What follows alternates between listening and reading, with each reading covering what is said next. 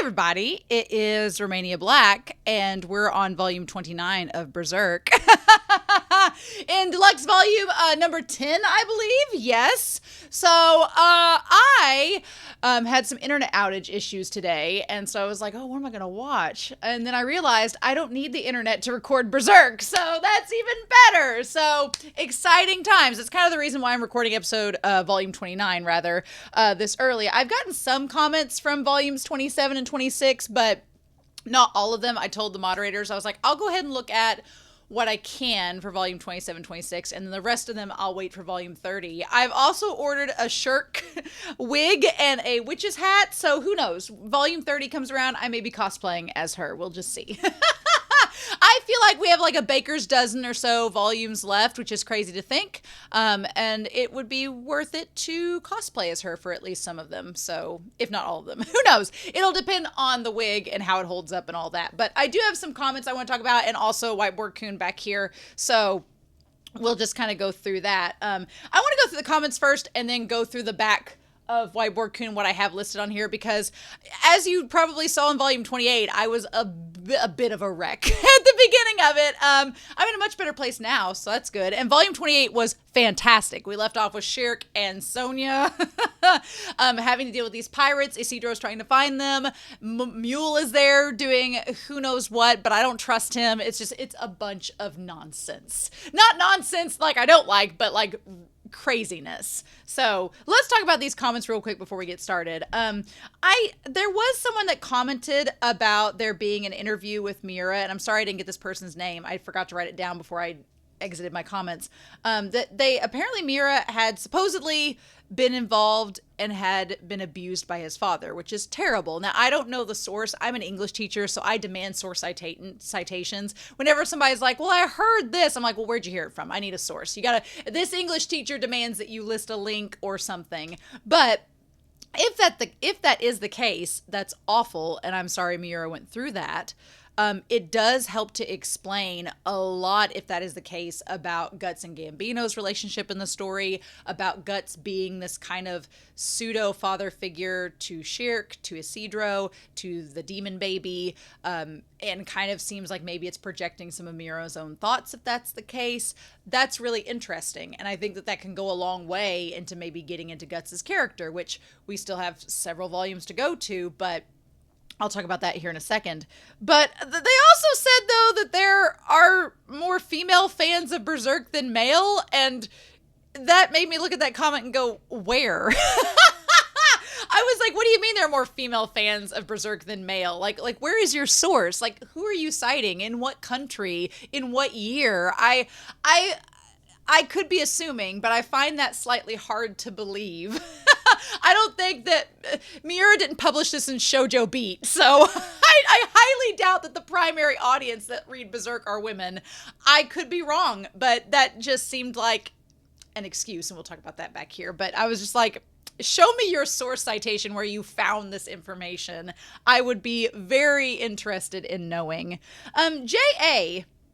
said that they had saw a post. This wasn't them posting, but they were talking in the Discord about it today, saying that Casca's childlike side was something that she regressed to and had repressed during the war, and it's now this beam of sunshine that she can relish in, even if it came from less than ideal places. And I was like, oh my God. Okay, so we're going to stop the comments right there. And I'm just going to, because the other comments don't have anything to do with Casca. So, but we're going to look over here at Casca here for a second. I feel like volume 28 has given me a lot of hope, because Mira has thrown a bone to the Casca fans of the world and said, I know you've been suffering for years, literal years, I'm sure, with the manga. So don't worry, if they can just make it to Elfhelm, she can get her mind back. She just has to make it to Elfhelm. That's all. No big deal. There's supposed to be some kind of trial and tribulation in between, but we won't worry about that now. And I'm like, oh, Mira, that's terrifying. But I've heard so many people try to, because you all know I've talked about it at length since volume 14. I think I've talked about it for nearly 15 volumes now, which has been a long time, about my thoughts about Miura and his decision making. And when we get to the end of Miura's writing and we start with Komori's or Mori's writing, and we transition over, I may have different thoughts, and opinions evolve, and we'll talk about that in a second. But I will say this. I've heard so many reasons for why Casca is the way that she is. So many. And now that we've reached volume 28 and we see a light at the end of the tunnel and there's a possible transition that could happen, I want to stop talking about it. It's driving me nuts in the comment section. It's all the comments are really about. Like, I keep wanting to see comments that are about the fun things that happen in these volumes, and instead they just end up being about why I'm wrong and why my reasons aren't valid. And I'm like, and it's so frustrating and irritating. And I talked about it last week, but we're going to put it to rest. I'm going to be done talking about the Casca of the past for now, since we have a clear-cut means of getting to where we're going to. Or I'm going to try to. I'm going to make a valiant effort. So I made this timeline to just basically go through this real quick so I can put it to rest, so I can feel better about myself, and so that we can just stop talking and focus on the fun stuff. The fun stuff with Berserk. So, my whole reason for loving Casca, she was the equivalent emotionally to Guts. She was the yin to his yang. They had a give and take relationship. They were developing their relationship. Casca clearly cares for Griffith, which we're going to talk about here in a second. And it was very kind of one-sided, especially after the eclipse, and we find out what's going on with that. And, he saved her and gave her a means to fight. So that's a reason why she feels the way that she does. And she has trouble letting go of that care for Griffith. And so does, it's the same with Guts, at least up until the eclipse. So that all was a really interesting development, right? And then she had started a physical relationship with Guts, and everything was going so well. And then we have this big splotch in her timeline through the eclipse where she was assaulted by demons. She was sexually assaulted by Femto. The baby of her and Guts's, I think it's her and Guts's, was corrupted by Femto, and she was forced to abort it. And the stress of all of that just put her into shock and just shocked her system into this vegetable state. I get it. And it makes sense. I do. I get it. But since then, she's been left hollow and simple and has no memory of what's happened. She doesn't have any thoughts. She doesn't have any agency. She only knows that Guts has tried to assault her, and she doesn't like him. And she likes Farnese and pretty much everybody else. So the big question from last volume has been, there's a way now to get her back to where she once was before the eclipse, but would she want all of that baggage? Because if she gains, Guts, of course, is like, yeah, let's bring her back. Because not only is it the Casca that he loves, but also it's the Casca that knows that he's not just this guy that tried to assault her, but also is all of these other things. So of course he would want her back. And then the Skull Knight has to bring up the existential question of, well, but is that what she wants? Like, as if, and I know it's to make us, the reader, think about it. Me coming from Casca's perspective and what she's been through, the answer is clear. Yes, she does want her mind back. Like, if you had to be a vegetable or have agency, what would you pick?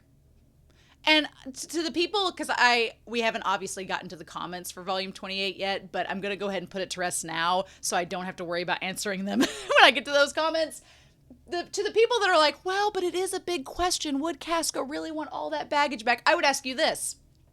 Is it worth it for Guts to struggle? Or should Guts be a potato because of all he's gone through? The answer is obviously Guts should struggle because that's being human. That's being a person. The struggle is humanity. It is the biggest theme of Miura's story so far is, yeah, there's all this dark shit, but that's life and you have to struggle through it because that's all you can do. And you can make it out to the other side, presumably, if you keep struggling forward. It's gonna suck, but you have to do it. That's to me, that is the biggest message of Miura's story. So if Guts would obviously go through that struggle, then if it's worth it for Guts, then it's worth it for Casca too. Is it gonna suck when she gains all those memories back? Yeah, but that's part of it. That's part of life. That's part of living. And I think it's a disservice to her character to let her not have agency and experience life and instead just be a doll on a shelf, you know? So I feel like also when she comes back and gets all these memories back, she's going to have to process what Griffith did as well. And I think that would be really important because right now, Femto/Griffith has nothing to answer to. Casca can't speak up for herself, so when he was around her and protected her, thanks to the baby, from the avalanche, he didn't have to respond to anything, and she wasn't able to have the agency to call him out and make him answer for what he did. But if she gets those memories back, she's going to be able to call it out and talk to him one-on-one and say, hey, no, you did this. You have to bear responsibility. And she'll be able to tell other people as well. Now, whether that does anything or not, who knows? But I think that it will allow her to have so many more interactions with these characters and be able to do so much. So I'm rooting for her to make it to damn Elfhelm so that all could potentially happen. And Miura may be leading us on the biggest bullshit chase of all. We may get to Elfhelm and nothing happen and it'd be like, but at least it's a hope, right? So I do think Casca should get her memory back. I do think she should get her mind back. It will be a struggle. It will be hard, but that's part of it. So I will say this. Now, I am very happy that Miura has thrown us this bone. It's made me elated. I'm like so excited and hopeful for her character. Is Miura probably going to throw a bunch of wrenches in all of this? Well, of course he is, because this is Berserk. Why wouldn't he? But as far as the reasoning for why I think, I still stand by my decision that we had to wait 14 volumes to get this revelation, which was years of actual reading for manga readers of Berserk in real time. Could Miura have thrown in some foreshadowing? Yeah. Could he have thrown in some subtle developments with her character? Yeah. But he didn't do that. Do I think that that was a bad decision? Personally, yeah, I do. And I stand by that. And here's the thing. These are opinions. They can change. They are not factual. They don't have to agree with you. But they don't have to be challenged with a defense for Miura. They just don't. And that's kind of the same thing with SA. We're going to put it all to rest now. But if I get one more comment about the following. One, well, Casca's in 2 forms right now. Well, no shit, Sherlock. Yes, I've managed to deduce that somehow. In my lady brain managed to figure that out. Yes. It's a dark fantasy. Still, it's a fantasy. Do whatever you want with it. It doesn't have to, it's fiction. You can write whatever you want. Not an excuse. It's PTSD. Well, not truly. We've kind of evaluated that over the course of the volumes, but it originally was a form of PTSD, but I've explained myself to no end on what my thoughts are of that. It's an ethereal wound. Well, I wish we had more info with that to like verify it, but it is a good headcanon. I'm all down for it. It's Miura backed into a corner with her character. Maybe. I think it is, but who knows? We don't have an interview with Miura to prove otherwise. Or if we do, nobody shared it yet. It's to give other characters a mean to shine. Well, if you're a good writer, you can do this thing called multitasking. You can there doesn't have to be, you don't have to do one female gets character development at a time. Nobody said that. There's no written rule about that. You mean to tell me that Guts can't have character development at the same time as Serpico? Bullshit. No, they can. And so I don't think that's an excuse either. And then there's all of these various excuses for the essay, which any more that I get, and when I'm done with this series, or at least when I'm caught up with Miura's portion of it, I am going to start to do this big giant video essay that I've been contemplating and thinking about. I'm probably gonna have a questionnaire that I'm gonna put out on Twitter and YouTube and Patreon over the next couple of weeks, so keep an eye out for that I'm gonna kind of craft to gauge some ideas. I promise I won't look at the contents of said questionnaire survey until the end when I'm caught up with Miura's portion of Berserk, but I do want to construct this video because it has been fascinating. Like I've told the moderators and like I told some people in the chat, it has been fascinating to I kind of relate to Kaiser Neko from Team 4-Star. He's been on social media posting about this as well. We live in this very strange culture where on the internet, people, it's like you're not allowed anymore to say something that others disagree with and to just be let go, right? Like when I say, well, I think that this decision was wrong. Am I out to cancel Miura? No, not at all. I think he's a great writer. I just disagree with some of his choices. But every time in the comments, it's as if someone defends him, or they'll be like, oh, well, I'm not saying it was good, but here's why. I'm like, well, that's a defense. And, or they'll say, well, I'm not discounting your perspective, but it's kind of like the whole thing of, well, I'm not being racist, but, and I'm like, so I'm just like, it's okay to just say, cool, and move on. You don't have to like try to prove someone wrong if they have a different opinion than you. It's fine. And it's okay to say someone made a bad decision, and that's all there is to it. It doesn't mean that you're going to cancel them. It doesn't mean you think they're a horrible person. Doesn't mean, it's just Miura is not a God tier, God among gods writer that's infallible. He's fallible. And he probably has made mistakes in the course of writing this 20-year-long narrative. And it is okay for someone to point that out and for you to go, well, I disagree with you. Or, no, that's cool. And just let it go.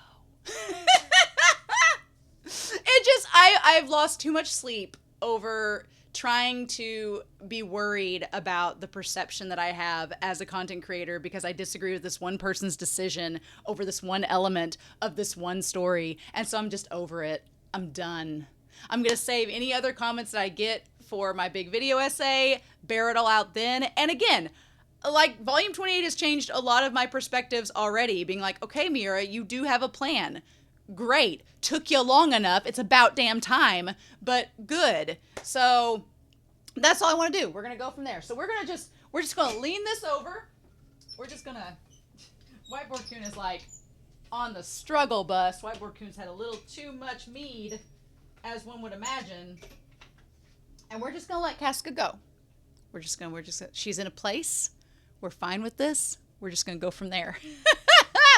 And do that. So, as far as the other comments go, synthetic vocalist P472 noted that corundum is actually a mineral that is harder than steel. And so that's good to note. I'm glad they pointed that out. So anytime that Guts hits that metal, he's probably breaking bones, which in the Berserker armor is not good. So we have that struggle to deal with.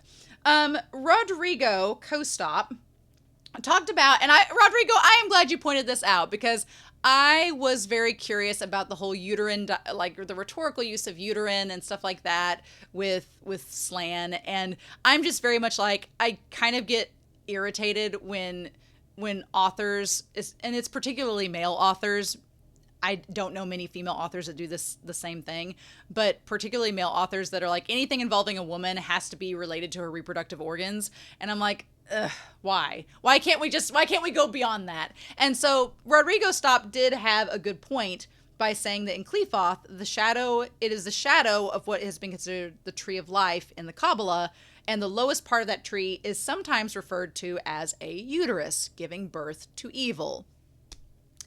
I'll take it. Thank you. I'm glad you pointed that out. That makes sense. Thank you for noting that. I've learned something. You are awesome. And then Moomin, as well as Damage 3245, also noted, Moomin noted that the Kushan is a real historical group that's ruled by Emperor Kanishka, and they posted a link to some history about that in the Volume 27 reaction, and that Daka uses a weapon called Madu. And then Moomin and Damage 3245 noted that Guts' arm was actually eaten by Borkov. The demon that breaks through the walls in Volume 27 is the same demon that ate Guts' arm. Neat. Cool. So then Moomin also talks about, we had a really good discussion in Volume 27 on Patreon about Charlotte and Psylocke and Sir Laban, and just the idea that these are characters who are really relatable because they're all trapped within environments and systems that are kind of out of their control and doing horrible things, and they feel like they're stuck in the system, and they're all trying to either break free like Psylocke is, or find a way to make it work for themselves, like Charlotte and Sir Laban. And honestly, that is really relatable. Relatable to, I think, a lot of us in the current world where we find ourselves, whether it's governments or whether it's something as small as our own families or whether it's like a housing situation. We all find ourselves, I think, at some point in our lives, if not now, in systems that are outside of our control, and it can make us feel powerless and helpless. And a lot of this story that I like with Berserk is exploring that theme of when you are powerless and when you are helpless, what do you do to make yourself gain control of your own lives? Are we, as the God Hand would say in the introduction of the 1997 anime, completely without the ability to control our own fates? Or can we be like Guts and possibly Casca and be the fish that leaps to the water and control our own destinies? And that's a big message of the series. So yeah, I think that that's something really to note, right? To ourselves, to Casca, all of that. They also talked about the Skellig Islands and that they were also used in the filming of Star Wars, which I remember watching a documentary about the making of the Star Wars trilogy and using that location. So that's good to note. And then Guts is only 23 or 24 at this point in the story. He's still a young one in his early 20s with that shock of white. Honestly, though, I started getting gray hairs at 21, so I can relate. My hair refuses to go all white. Otherwise, I would accept it and just embrace it, but it refuses to do so. So that was a 20-minute intro. That's not bad. Anyway, I'm super excited to see what Volume 29 gives us. I hope you all are as well. So we're not going to waste any more time. We are going to dive right into Volume 29 of Berserk, and we're going to do that here in 3, 2, 1, and let's go. I really like this shot of Guts looking super, super brooding. He's got where the armor, the cape covers the armor, but you can see the opening of where the mouth is like, anytime it's like a Venus flytrap, it just like, or it almost looks like a fox. Oh, it kind of looks like a fox trap too. I know his whole thing is like a hound metaphor, like the beast of darkness or whatever, but it does kind of look like a fox trap where it could like come in on you at any time. Interesting. Oh, we do have an updated who's who, so we might as well look at this. Let me see here. She's thinly shielded by Flora's talisman. Casca is. Farnese is. I like a Moomin pointed out that Farnese is kind of like gotten over Guts. She's kind of over her crush on Guts, where she's learning more from Shirk now, which is fun. And then Serpico's up there. I like that shot of Serpico. He looks really, really good. And then we have, Isidro and Puck and all them seem the same, but now we have Sonia. Sonia was taken prisoner during a Kushan invasion of her city, but she was rescued by Griffith. Due to her abilities, she is now the medium of the reborn Band of the Hawk. She has a free and unbridled personality, but also a showy and courageous side. It very much seems like Griffith would use her because she's a median.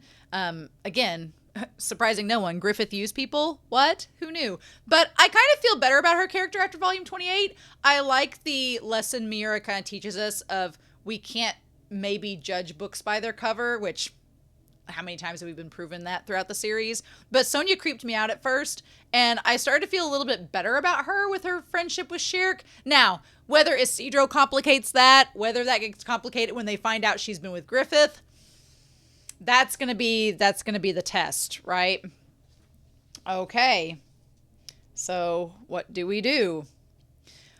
What's that you're wearing, girl? Are you supposed to be a witch? You riffraff? Yes, I certainly am. I love that Shirk is proud of herself. She's proud of herself as a witch. She doesn't want to deny it. Is she unafraid? And you guys, I say you're pirates. I bet you plan to abduct those children and sell them in a foreign country. Pirates? That ain't quite right. We're respectable traders. Traders? Sonia, one thing I love about her is that just like Shirk is she's very much like set in this is who I am. Sonia very much is too, but Sonia also has this kind of defense mechanism where she throws it back at you. She is very perceptive. She's a median, so it makes sense. But she's very perceptive and instantly will call you out just like you would call her out. Bloodshed. I don't like the title of this chapter. We're in the slave trade. And that's, we make a living buying and selling people. Slave trade, right? You're no different than pirates. Don't lump us in with them. We got authorization from the government. These kids are goods we bought legitimately from this town's merchant. Right now, Kushan and contraband in Vritannis, even as slaves, they get rounded up by officials and hanged. These kids' parents got hanged as such, and now here they are. Looks like even this Vritannis lot couldn't stomach laying hands on children. But it ain't like they could be left in the city neither, so that's where we come in. They ain't no use as oarsmen in a galley ship, but hell, we'll probably get a high price for 'em in some colony town down south. It'll mean money in our pockets. Oh, brother, maybe this place burning down's not such a bad idea. I like Sonia a lot. She's growing on me. I was wary of her because of her being with Griffith, but I think her being with Griffith was just she's infatuated with him, and he kind of represents her cause. So she's not been totally, I think, wooed by him and brainwashed by him. She's like, I'm a witch, so I couldn't care less about city laws or trade or rationale. Little harpy. Keep mouthing off against grown-ups and we'll sell you off too. Take him out! I like that. What I like about this is that Shirk could go the direction of saying, well, I'm a witch and I'm not from here, so y'all do what you want and it's not my business. But instead, she does the opposite and she's like, I'm a witch, so I don't care about your laws and whatever. Whatever you're doing is wrong, so you need to stop. Oh, she bumped him. Oh, what's wrong? I can't move. Don't be stupid. There's no need to roll with some kids' jokes.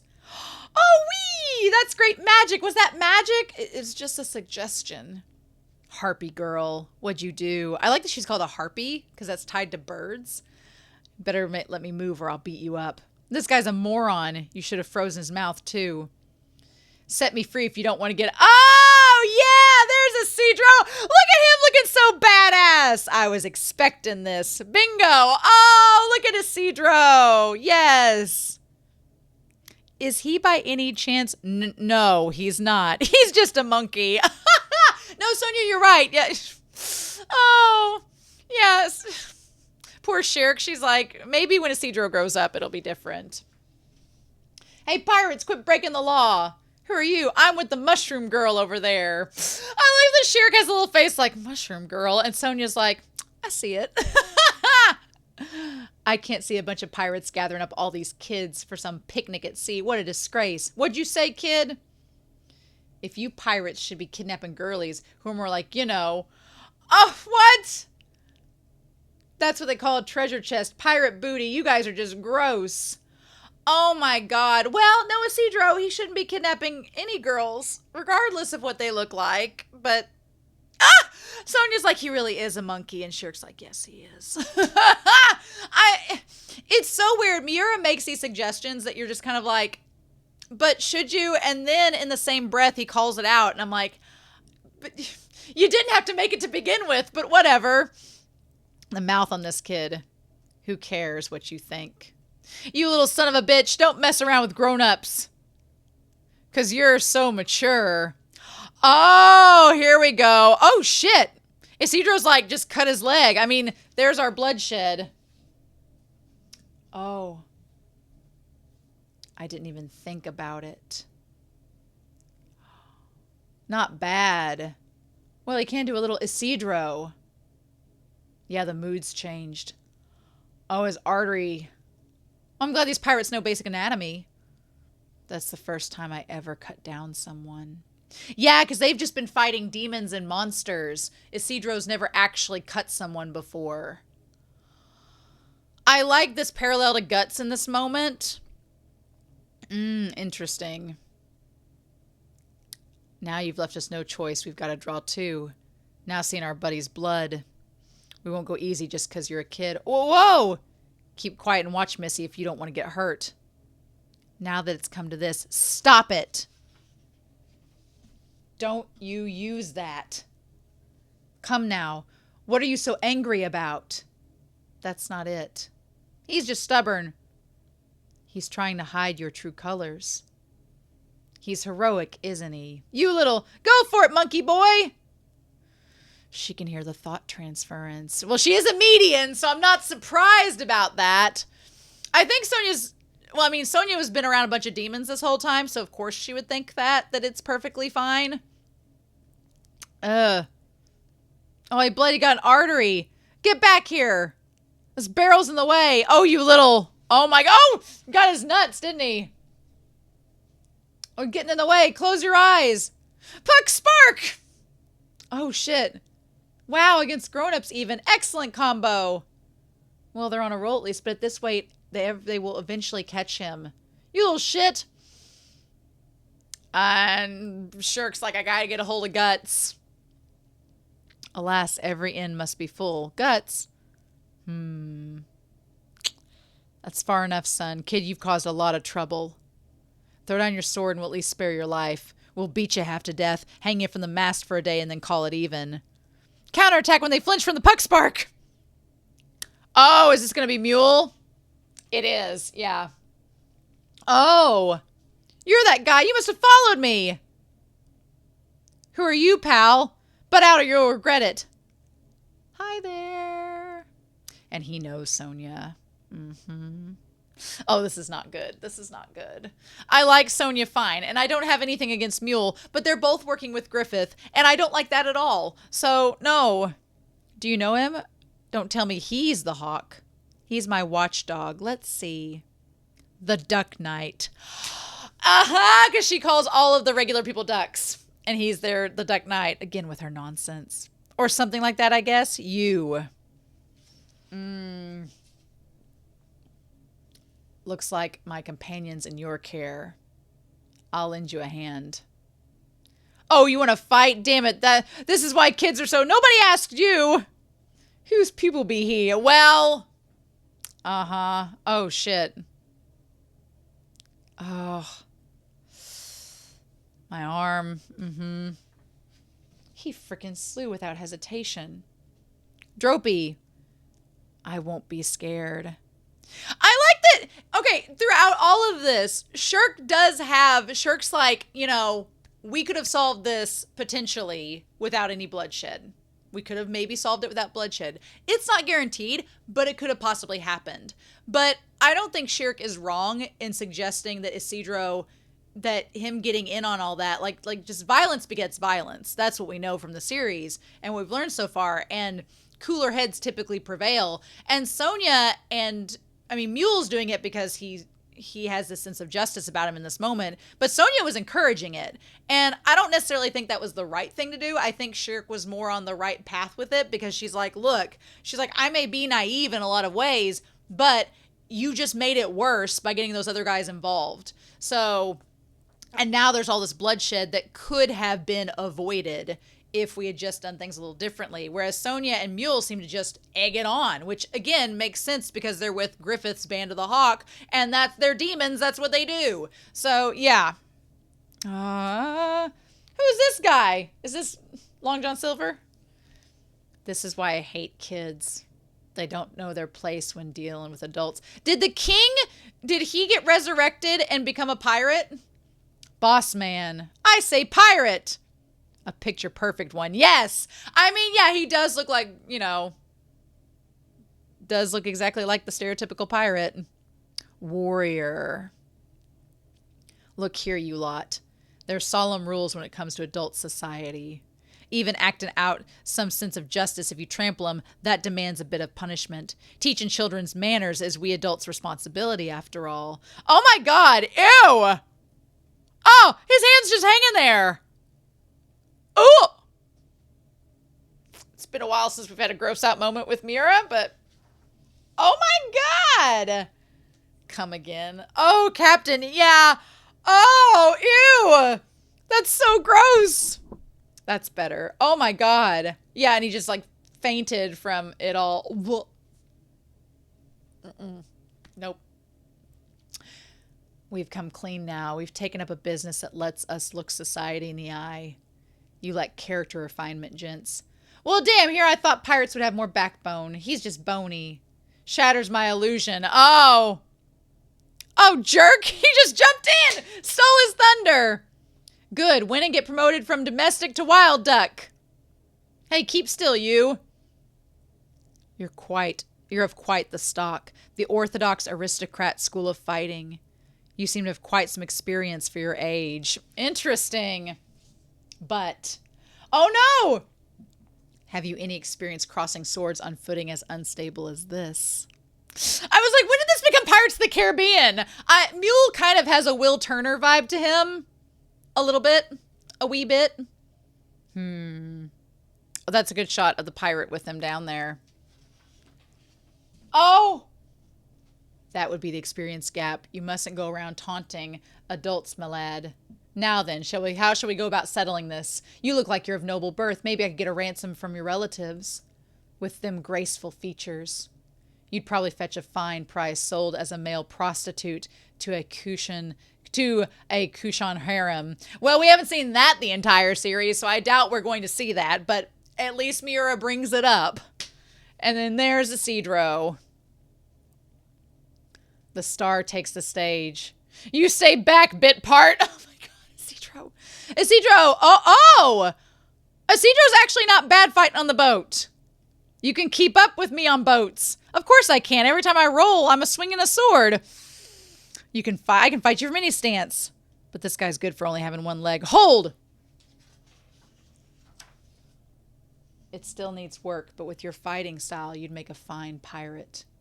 So care to work for me? I'll train you personally. Shove it up your ass! What happened to coming clean?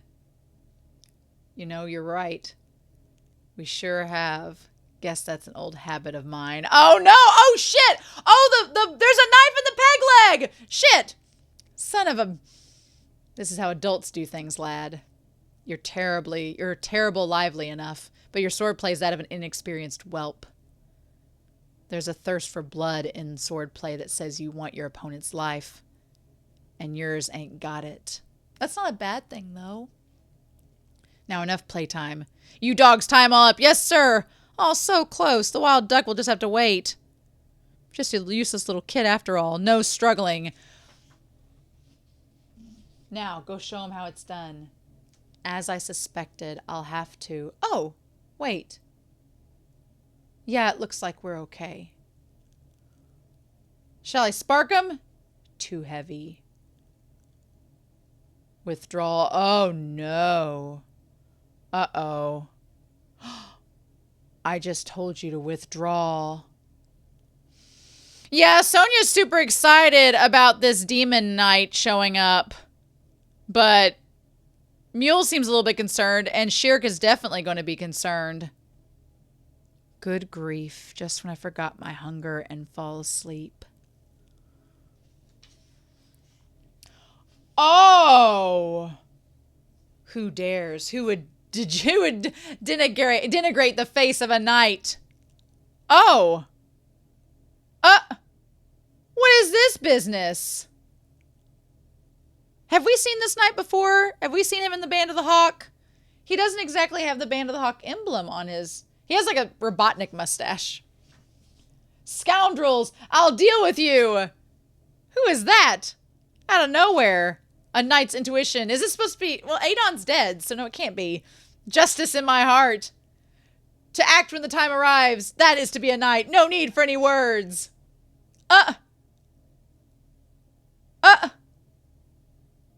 This can't be... It can't be... Oh god, the knight that was with Serpico and Farnese. It can't be him. He didn't take a behelit, did he? Surely not. He's beating the shit out of these pirates. What the hell? What's the mustache armor? Why does it look so familiar? Yeah, is it... What? My mind is... What kind of pirate are you? You can't swim. Now's our chance. Well, aren't you high and mighty? He's literally on a horse.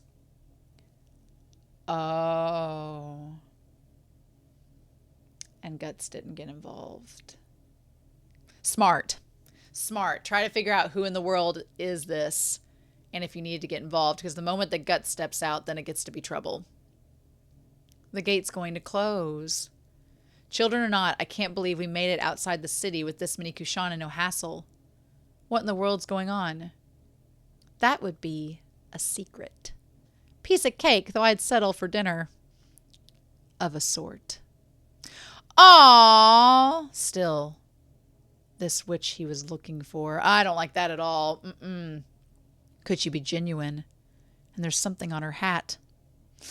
No, I don't like the fact that Griffith is looking for Shirk. Keep her away from Griffith at all costs.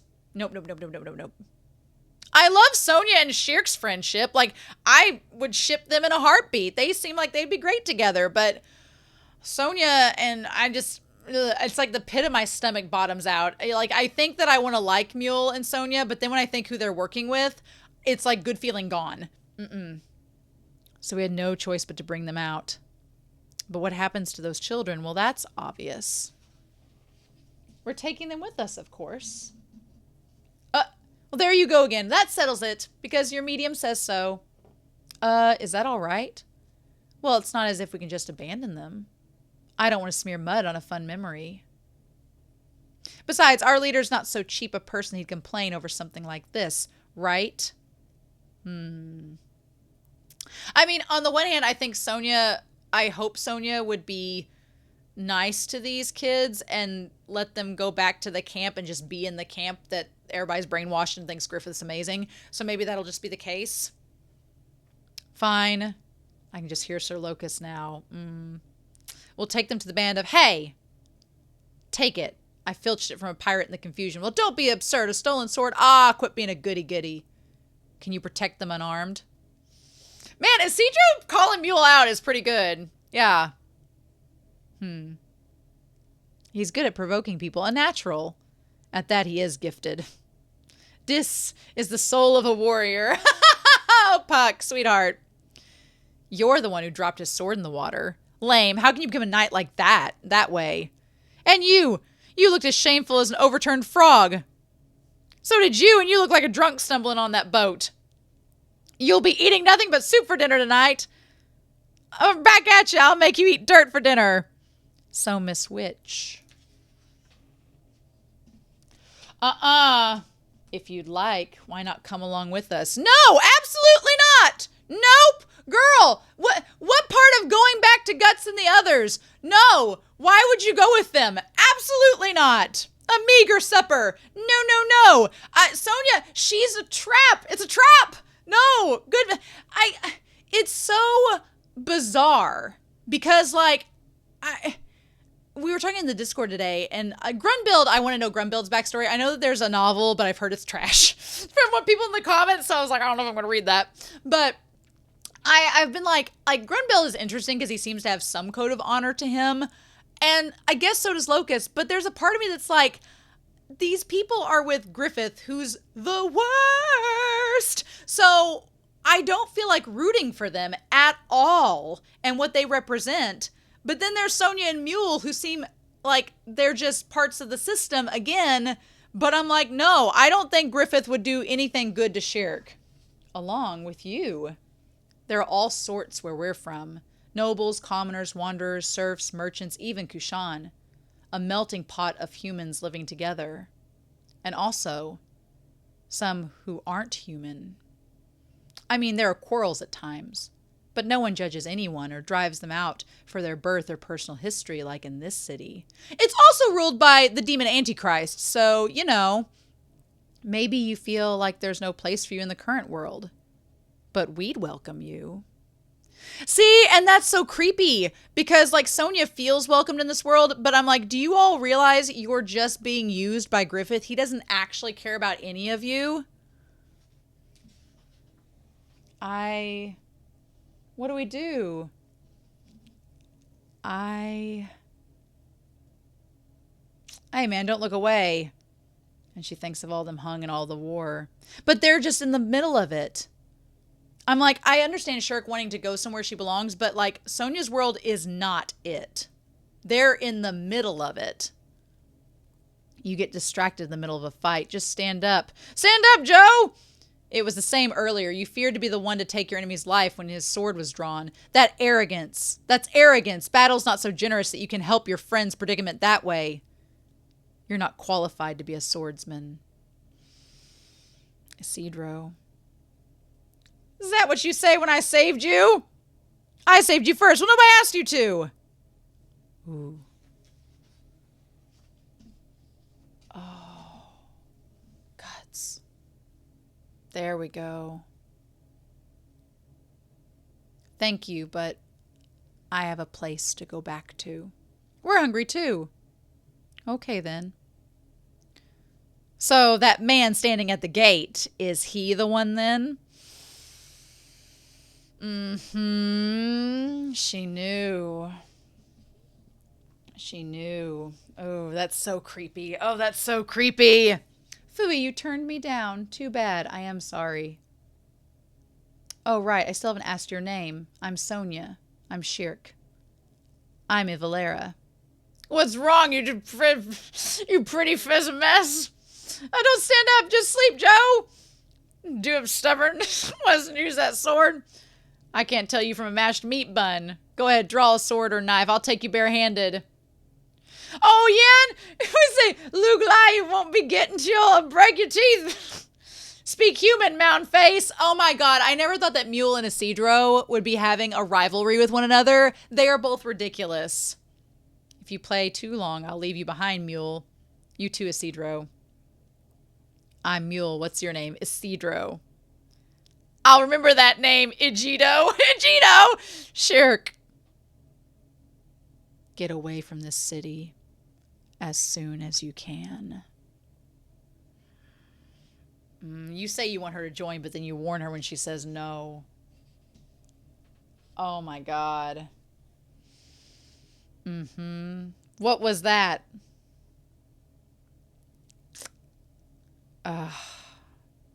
She's like, that's what's going to happen to this place.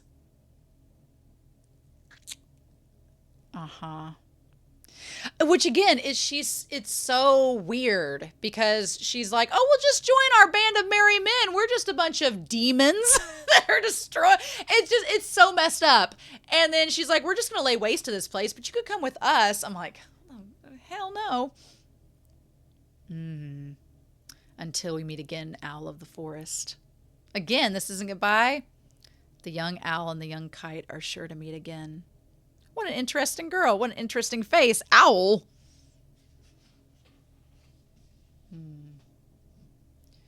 What? We better get back to. Gate's gonna close. We better get back to. The gate's gonna close is what he said. About that hadn't closed. I'm sorry. Can't talk. Try using human words. Oh my god. About the hat and the clothes. I'm sorry for being obstinate. Thank you for coming. Not at all. I was of no use. Oh, the love triangle for the ages of Shirk, Isidro, and Sonia. For the ages. Don't spoil him like that or he'll take advantage. With those lips. Oh, she saw guts and knows he was there. I want them to talk about this, honestly. Yes, I want them to talk about this. Come on now. And so I totally almost had him on his knees, staggering around in that heavy armor of his, as you cry while you eat. One more hit, make no mistake, he'd have been fish bait. He was lucky getting bailed out by a girl. It hurts me just to look at you. Still, though, it's nothing but ruffians in here. Weren't there any better places? It cannot be helped. The city's so full of soldiers, we must be thankful there was any room at all. Where's Farnese? Canteens are alike anywhere you go. Gambling, fights, whores. Wow, wow, and this mirroring the tavern where Guts and the Band of the Hawk were at. Can we talk about that shot of Guts at the top of the page where the light is shining on his face and it's like the firelight? Can we talk about that? That is probably the best Guts has looked this entire series. That is such a handsome profile that Miura draws of him right there. Oh my god. I'm swooning. Come on, girl, fill my cup. Sir, yeah. What a Han Solo move. Just kick him in the face. And drunks. Please don't lift your foot over the table during a meal. I love that Serpico's like, that's nice of you to protect Casca that way, but don't get your dirty feet in my meal. Oh, sorry to keep everyone waiting. Oh. Oh, no. Oh. Wow. Serpico's like, oh, Serpico's face is like, you look like a pilgrim. Serpico's like, oh, let's not make fun of her. The inn's proprietress was kind enough to let us have some of her daughter's old clothes. Stitches for witches. Oh. It's constrictive and difficult to move in. And I feel nervous without my wand. Yeah, what about her wand? Oh, and of course, Valera's trying to make her feel better. It's to be endured while in the city. It suits you quite well. A broom might work better than a wand. You look like any other city girl, at least. Oh, that... Uh-huh. Oh, that look. It's a nice disguise. No one's going to guess what's inside a scary witch who levels villages. A monkey to the end. You never learn. What? Oh, my God. What about her? What about her broom? What about her wand? What have we here? 3 girls in the corner, but one's a kid. Yeah, no, they don't want to drink with you, assholes. Drunk ass, what boy? A kid in a place like, uh-huh. I was getting the feeling he was saying something downright proper. That was payback for staining our girl's nicest clothes. Oh, I love it. Yeah. Our. Mm-hmm. Like that sense of belonging. Mm-hmm. Oh. Good. That's right, Guts. Be our feminist icon. Mistress, this city, this world of people is hopelessly vulgar. Is this kind of thing a theme today? Oh, fighting on an empty stomach. A knight must eat too. Oh, yeah, this guy. Oh, Lord, I do thank thee. What? Who is this guy? I want to know. Oh, my gosh. Yeah. And Guts fighting everybody. Of course. Take him out. Oh. And disgraceful. Although, not bad at all, mistress. Despite all that, I can smile. Mira, if you do anything bad to Shirk, I will never forgive you. You can't. No. Like, girl. I want her to have her wand, though. Her hat and her wand. I want her to have all that. I mean, I get why she can't wear it. They need her to blend in, but I want her to have her wand, though. I mean, what? You can't just leave it behind. Oh. Sweetheart. And I want to know who this knight is. Meanwhile, homing. Band of the Hawk. Oh, is that Charlotte and Anna? It came out well this time. I'm sure even Lord Griffith would like some of this. Good effort, Your Highness. Thanks. You helped out so much, Anna. Although it's just country cooking of my mother's family, it's nothing all that grand. Well, I suppose confections can rarely be eaten on a battlefield. But you needn't go out of your way to bake up such a pretext. Just walk over and see him. Oh no, Lord Griffith seems to be so busy. I could never go and bother him. Well, true, he certainly has to work hard in order to reclaim Midland. So please, go give him these fresh baked goods as a reward for his efforts. Thank goodness. Really, that princess is cheerful again. In fact, I've never seen her this cheerful even before Wyndham fell to the Kushan. Even though this actually is a battlefield. Yeah, I'm like, I feel for Charlotte. We talked about this with Moomin in the comments. Like, girl has never really had anybody care for her. But I'm like, Griffith clearly doesn't care for her. So why is this story like Little House on the Prairie? Like, Yep. Give us that little hawk booty. He's like a painting, one cut from eternity. And it feels like I mustn't touch him. Nope, probably wouldn't. He's a demon. I don't think I would. Lord Griffith. Oh, hey, hold on. Oh, my God. Whee! Oh, here I am. Welcome back, Sonia. How was the sea? Oh, it was loads of fun. I even made a neat friend, and we had a little adventure. Thanks to which I'm exhausted. Good work, Mule. I'd like to hear about the city once you've caught your breath and about your face. Hey! In that case, I could, oh, excuse me. And Sonia doesn't like her because Sonia wants Griffith all to herself. And Griffith, it's interesting. Griffith accepts Sonia. It's a weird dynamic. You have, I guess we'll put it up here. You have Guts over here who has, Shirk. Shirk as his witch that helps him. And then you have Griffith, who has Sonia, who is his median. And then simultaneously, you also have Casca here, who is the one that Guts likes. But then you have Charlotte. And Griffith doesn't really like Charlotte, to my knowledge. He's just using her because she's going to get him Wyndham. So, I'm so curious. But Sonia seems to not like Charlotte, and in the same breath, Casca seems perfectly fine with Shirk. Oh, Princess Charlotte. Lord Griffith here, I baked some sweets if you wish. Everyone could. Oh, sweet. Yeah, and Sonia just being like, So, sweets, let's have a look. Oh, and then they all are sitting there eating it too when she meant it just for Griffith. Huh. And his eyes are demonic, though. That's so creepy. His eyes with the slits. I never dreamed I would encounter such a genuine taste on the battlefield. Well, thank you, Princess Charlotte. He disgusts me in every moment I see him, but yet Miura's treating this moment like everything's fine.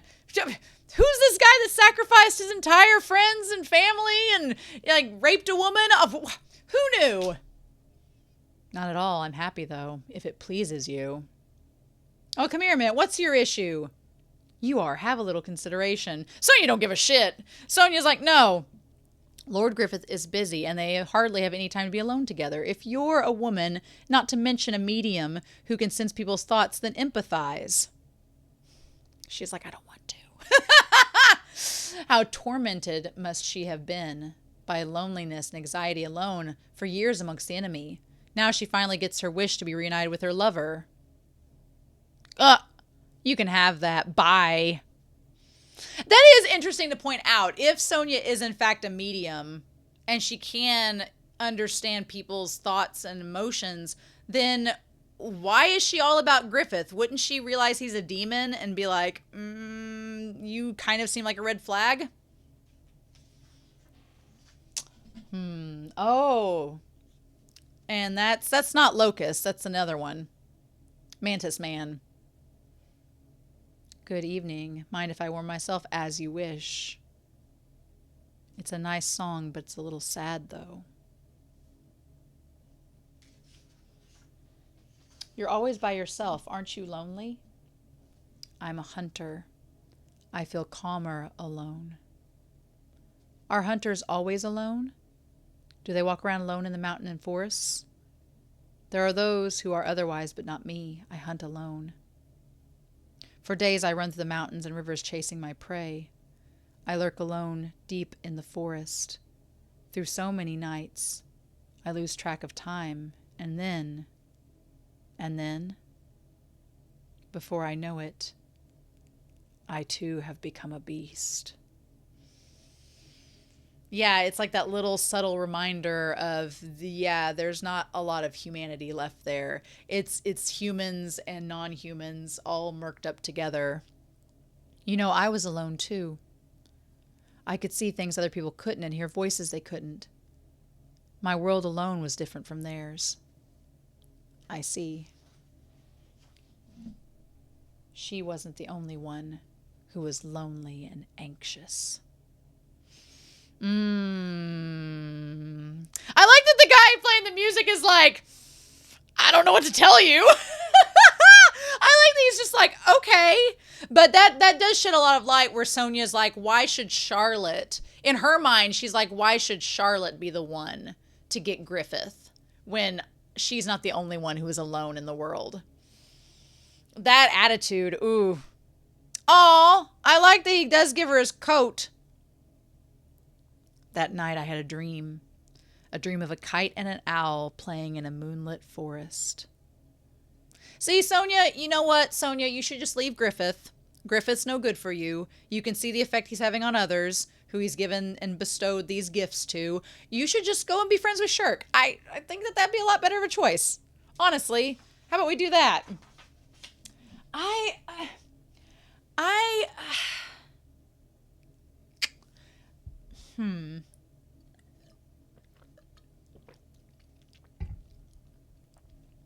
know.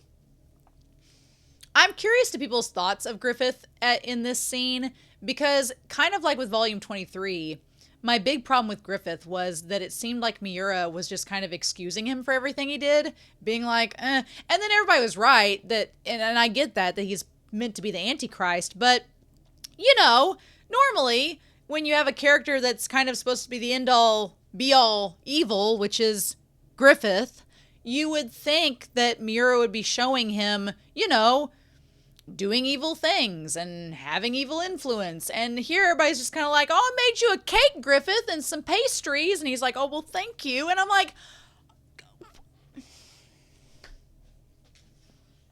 it's just weird. Look closely, please. Concentrate. So as Vandemion, as to burn the image into your mind. Slowly close your eyes. Yeah, you can do this when you close your eyes and you see things. Now imagine it. The image of the apple you just saw, the shape, the color, as much detail as you can. Not rushed, but slowly. It's no use. The image is blurred and it won't take a firm shape. That's how it is at first. Oh, you were getting close there, Farnese. This is the first step towards becoming a magic user. It is basic practice for tangibly imagining a phenomenon within your hand. Tangibly imagining. Magic is not accomplished merely by reciting a spell and drawing symbols. It is the chaining of images in conjunction with those that first yields efficacy. The essence of magic is the world of thought. It is practiced in the astral world. You've already felt a portion of that, Farnese. I'm a portion. The trolls and the ogre and that light, yes. That four-hued light is the manifestation of power. From me personally proceeding into the astral world, offering supplication to and receiving assistance from the beings known as the four cardinal rulers. The astral world is comprised of wills and powers, memories and portents in various domains. To accomplish things in the midst of that, more than anything, it is necessary to make your mind, your ethereal body, adhere firmly as a projection of your physical body, so as not to lose yourself. We magic users call that unwavering. Stable projection of body of light, a luminous body. Luminous beings are we, not this crude matter. The apple is your first step to obtaining your luminous body, Farnese. Persistent practice is sure to bear fruit. Please do your best. So yeah, I like this idea that Shirk is talking about, that magic is, it's not just reciting a spell and it just happening. You have to constantly, you're getting in touch with an outside manifestation of power that's not physical, but is in a sense spiritual, right? And so this idea, I like that she's like, I can imagine myself with this will and everything that's outside of my ethereal body, outside of my physical body, so that's why I'm able to do a lot of these things.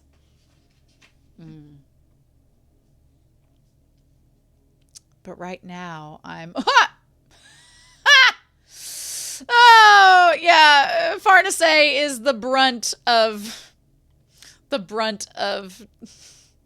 joke right now. Not a single bite. That was a vain effort. How'd things go? They went nowhere. We tried every maritime trading firm in the city and even pirate ship captains, but every ship has been commandeered as a warship or has been accepted military-related commissions. They curtly, well, all of them turned us away without negotiation. We walked our legs off all day in that crowd.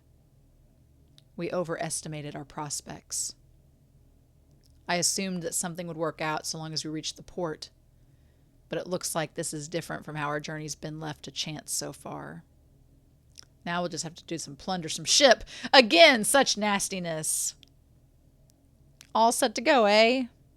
I love Puck as the pirate. Yeah, I do kind of, I like that Guts is like, well, although he's just sitting there resting, I like that he kind of thought that, well, we've lucked out so far by the skin of our teeth, but that doesn't seem to be the case. Would you mind leaving this to me? Oh? What, Farney? You got some idea?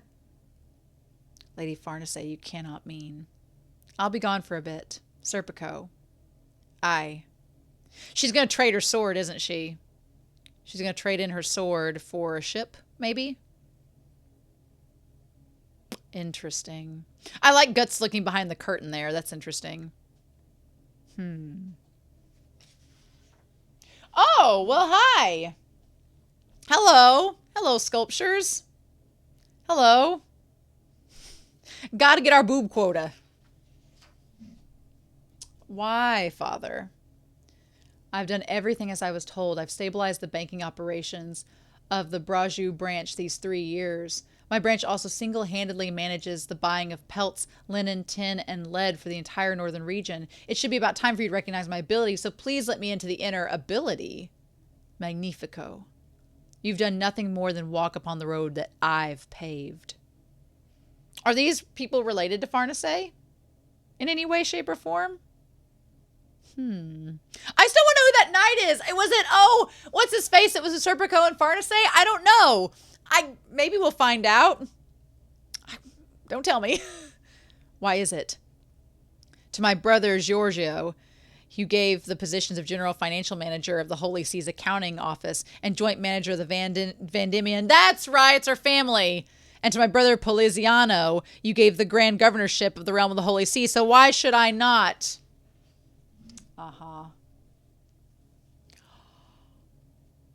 You need but hold your tongue and follow my instructions. But that was after careful consideration of their prospective talents. Enough, leave me. You have a guest, master. I recall no afternoon appointments today. It appears a lady dressed in male garb and her attendant. She entrusted me to this. This is... The lady gives her name as Farnese do Vandimion. What? Daddy! Serpico! I'm here! Ooh. Why have you come here? And this is Serpico's dad too, isn't it? Oh, the drama, the tea! Uh-oh. Okay. Oh. Serpico's like, I heard about the Holy Iron Chain Knights, that they were destroyed by a Kushan invasion while guarding Albion. I won't say that was your indiscretion, but figurehead or not, you were in charge of a band of knights. For you alone to survive shamelessly and further go into hiding, by all rights you deserve to appear before the Holy City's Supreme Court to receive judgment. It would seem that no matter where you go, the star under which you were born will see to it that you sully the honor of our Vandimian name. He's great. He is Dad of the Year. Just poor Farnese. Until I say otherwise, you're to abide quietly in this mansion.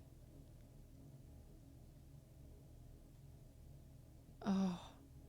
And she just fell just that easily? Come on, girl, stand up for yourself. Ship, friends, a ship. Oh, come on, girl. Stand up for yourself. Oh, no. Well, don't just stay in the mansion, girl. We got places to go. We got things to do. Ugh. She did make some progress, but it's just like, he just cut her down like that. Like she was nothing. Come on, brother. Help her out. Help a girl out. Get her out of there. It's going to be no skin off your back if you do. That sucks. I wanted her to stand up for herself, but I guess we're not ready for that yet. She's still got to build herself up some more. Oh, meanwhile, in the garden. Speaking of our boob quota, I'm glad that we at least put a towel around Shirk. Thank you. Come on, I said I'd help you. No, thank you. Doing something you're not used to alone is tough, and I'm only saying it because I'm being nice. So what's up with the scrap? You've got a previous offense. I don't pull on that. This is how you appreciate a companion who's come through so many battles with you. It's so sad. I can't even get pissed about it. It'll only end in tears if you resist her.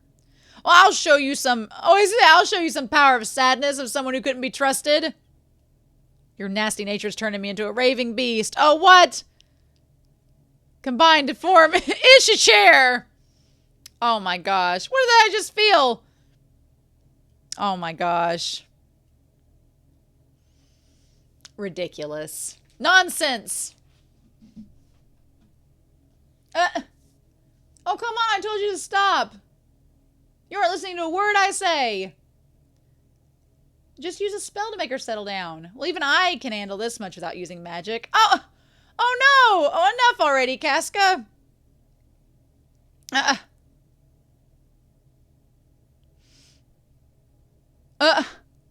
Mira. Please don't remember this. They're taking so long.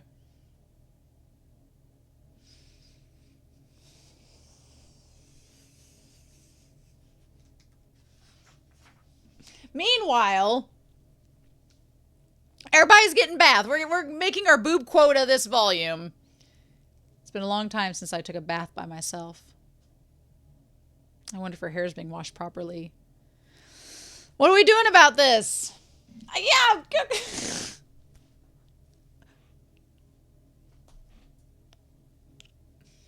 Where was Serpico's bath? Where's my equality? You just show her getting dressed. You have to show her boobs.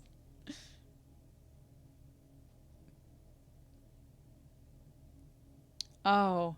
Wait right there. Oh, is she getting that chainmail out to keep her from getting attacked by demons? What? Your behavior is unprecedented as ever, little sister. Magnifico. Oh, her brother's name is Magnifico. Well, this dad, the nomenclature. No wonder father's astounded. What is with this family? How long it's been. We've not seen each other in years. Since before you were sent to the convent. Have you met with our older brothers? No. Naturally. The Van Diemen's are very tightly knit. But much regarding you has reached my ears.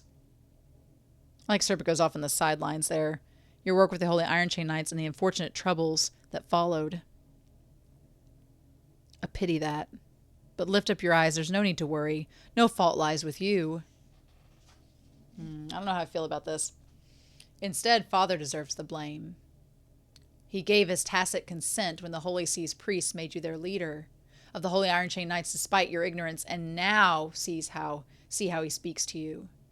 That isn't all. I remember when I'd visit the mansion in the Holy City, I'd see her. This girl wandering the huge gardens all alone like some kind of ghost. And that's Farnese. Was he raising a pure flower in a greenhouse to protect it from the uncleanliness of the outside world? Well, that's hardly what that was. He just aimlessly left you to yourself. He did nothing short of abandoning his responsibilities as a parent. I mean, sure, call that out. I guess this is why this is called In the Garden. Even when you set fire to the mansion, Father was the one to blame for goading his only daughter that far. Even if the words Van Diemen devil child passed people's lips, this is not your own indiscretion. Devil child. Interesting that Farnese is called a devil child, like Guts has been in the past, but they are so different. Could not be more different. It's not that I don't understand how you feel, eh? That bastard thinks his family is nothing more than cogs in the giant machine called Van Diemen. Inferior products that don't meet his approval are cast off without hesitation or any show of concern, just as if they were stones by the wayside. So it brings you here, well, actually, a journey to the west by ship with companions? I mean, this is kind of off topic, but I definitely feel like Oda with One Piece. There's a character, he's one of the main ones. I'm not going to spoil One Piece for y'all, but there's a character in One Piece that has siblings and a very terrible father, and it feels like Oda was inspired by Miura in creating them. So I'm just going to throw that out there. I'm just getting that vibe. For women, no, I guess this is like you. We talked with traders throughout Vritannis, but every ship was engaged with the war effort, so I thought to see if Father would use his influence. Vritannis is now literally overflowing with anchored ships. But it's no exaggeration to say nearly all of them are involved with the war. The idea of finding a ship to carry personal travelers at a time like this, even if you did ask Father. Come on, Magnifico. You got a great name. What you gonna do about it? A single ship. That would not be beyond my power. What? But in return, I too have a request to make, my sister. A request? Serpico's like, I don't know if I like the sound of this. We could get a ship, but at what cost? Oh yeah, go! Blow past him, Crabzalis. Do it, Crabbingham. Oh my god. Oh, for goodness sake, all of you. Would you stop playing around and help out a little, you good-for-nothings? Oh. Pleased to see Casca's meal. Please see to Casca's meal. Me? Leave it to me, I got experience, I wonder. Oh no, you mustn't get up, Guts. I'm alright, I just have a slight fever. I was wondering why he was sleeping all that time. There's too much racket to sleep. I don't know. I don't like that Guts is not in good shape. No, the fatigue from your previous battles emerged all at once because your mind has been relaxed since coming here. You must rest a little to recover from your wounds. It was almost the end for you. I used the kitchen to make this medicinal soup. It might be a little bitter, though. I'll feed myself. No, you will not say ah. She's just like... so persistent. No. I love she's like, please let me do this. Quit making fun of me. Poor Shirk. Oh no, she spilled the soup on his face. I do love Puck trying to feed Casca though. Well, that took long. Where'd you wander off all night?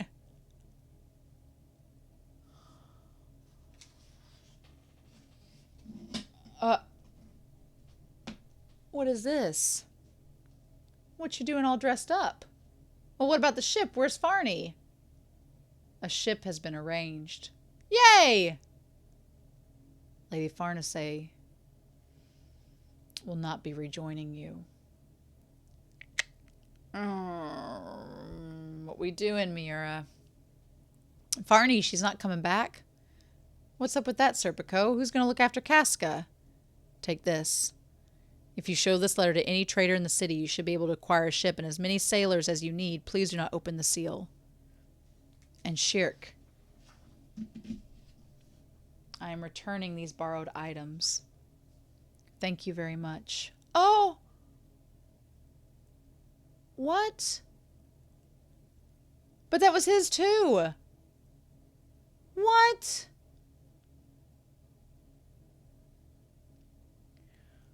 On behalf of the Vandemian family, I offer the sincerest gratitude for safely returning the head of the family's daughter, Farnese do Vandeminian, to this place. It amounts to little, but our Vandeminian bank shall shoulder any burden of any and all expenditures your group incurs while in this city. Again, I extend our formal thanks.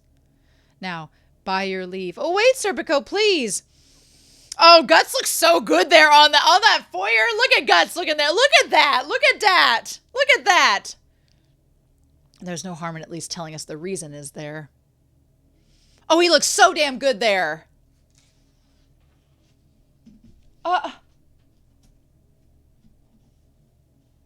There's nothing for me to say on this matter. I want to try having a fight with you again. That motivation no longer exists.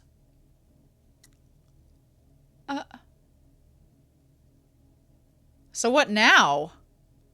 It's no use. Her mind is closed, or rather, it seems that Farnese has untied my hair. Now thought transference will not reach her. What gives? We've all cheated death together so much, and in the end, it's a scrap of paper and a have a nice life? This is why I can't stand aristocrats, but oh well. Is he singing Foreigner? Is Puck singing Cold as Ice? I think there are some circumstances they cannot discuss. When I touched Serpico's hand for an instant, a vision of Farnese's sad face came across and Serpico's perplexity. This is just so odd. Farnese was so zealous about studying magic and taking care of Casca, and to suddenly do this. Damn it, Casca. I can't take my eyes off her for a second. It ain't like me to poke my nose into people's affairs, but this is going to be some unnecessary drama, isn't it? This definitely doesn't seem right. Hey, short stuffs. What's with the plural? I've got a favor to ask. It's an elf-only job. Oh, okay. Guts looks so good. Mira's done a great job of drawing Guts in this volume. Casca needs to get back to her old self so she'll stop spilling shit everywhere. Oh, this kind, aristocratic, stately mansion infiltration report. Just don't have too much fun. Guts, are you sure you should have let these two go and do it? They seem like they're enablers. Oh, wow, yeah. Oh my god, yeah, they're just having the time of their lives. The dinners. Oh my god, these two. We can't just eat and sleep. Get it together. Well, there she goes. Who's she dressed up for like a princess? She's just a servant. Mine.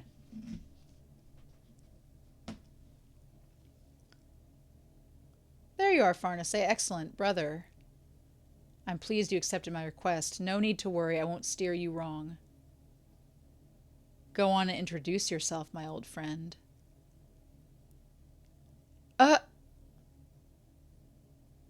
I'm Roderick of Stoffen, an officer of the 11th Navy. I mean, he has a very Gaston look to him. He looks rather decent. Is Magnifico... Wait. Is Magnifico, like, into him and they're going to try to hide their gay relationship by having Farnese marry him? I can't get that close. Surely not.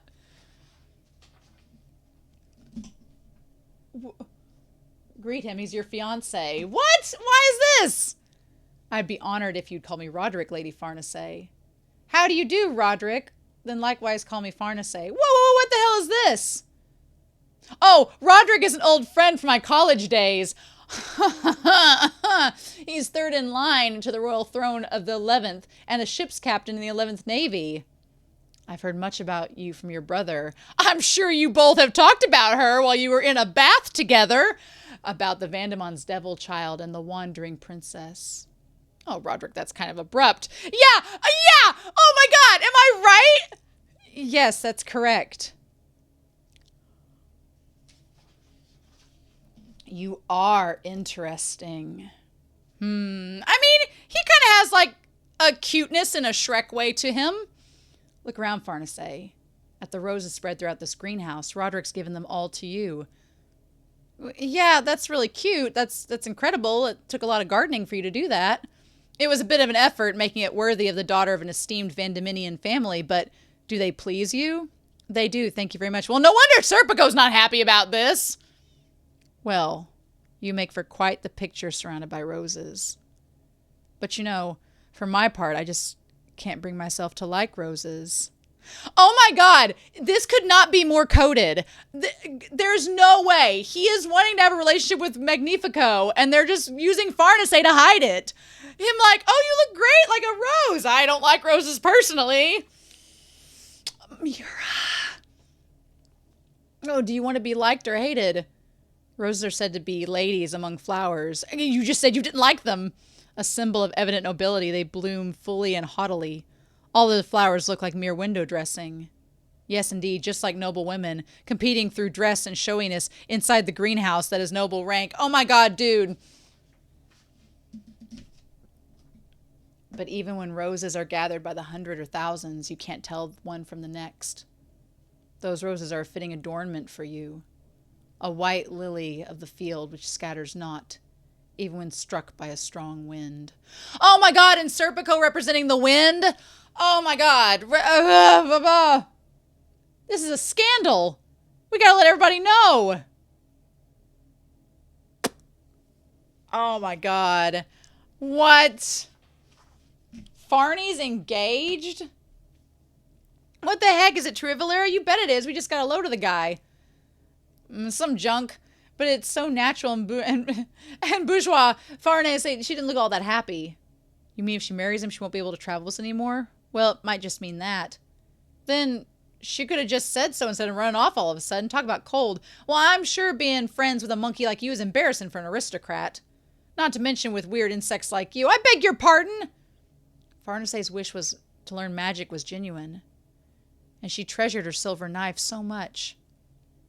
She was also the person to whom Casca was most attached. I'm unable to look after her as Farnese did. But still, she sent back the silver knife and all. Isn't studying magic something an aristocrat girl would just fall into, would just fall into on a whim? You really do talk too much. It's just the opposite. As collateral for getting a ship, an engagement was suggested to her or something like that. Yes, right. That would make sense. Good call.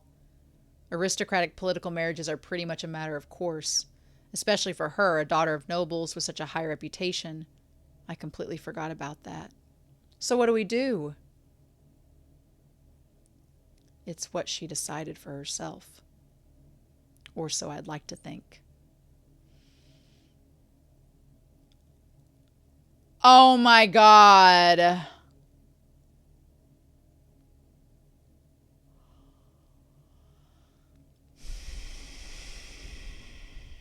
Well, that settles it.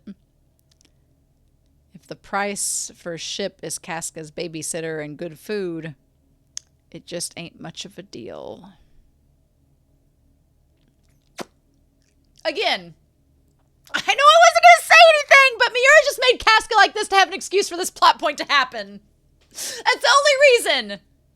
Because it's like, well, why would they go back when they have the thing to get a ship? What's your reasoning? Well, we'll just make Casca useless so that she has to she literally drops the thing into the fire. I will not accept any other excuses. Nope. Mother. A little more. It feels like I'm so close. Oh, come on, Farnese. Come on, girl. My practice of magic with my mentor. It was short, but I felt a sign like something would change inside of me, and it made my heart race. But then, being here like this, I'm liable to think that it was nothing more than silly child's play. It's already here, it's already spring, yet the snow lingers. You'll catch cold, Lady Farnese. Being with you in this place, the snow falling on us, it feels like being in that miniature garden in the holy city.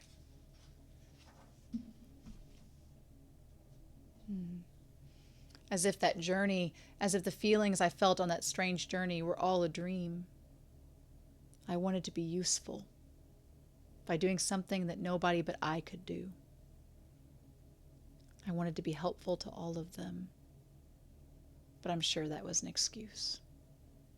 I love Serpico with his eyes just barely open there and that look on her face. I was unable to stay there at the fireside circle of light given to me so unexpectedly. There was warmth, yet I could not offer anything in return. But the warmer it got, the more I thought I might have a place there. But I couldn't stay, and in my anxiety, I ran back home. Here where I'm accustomed.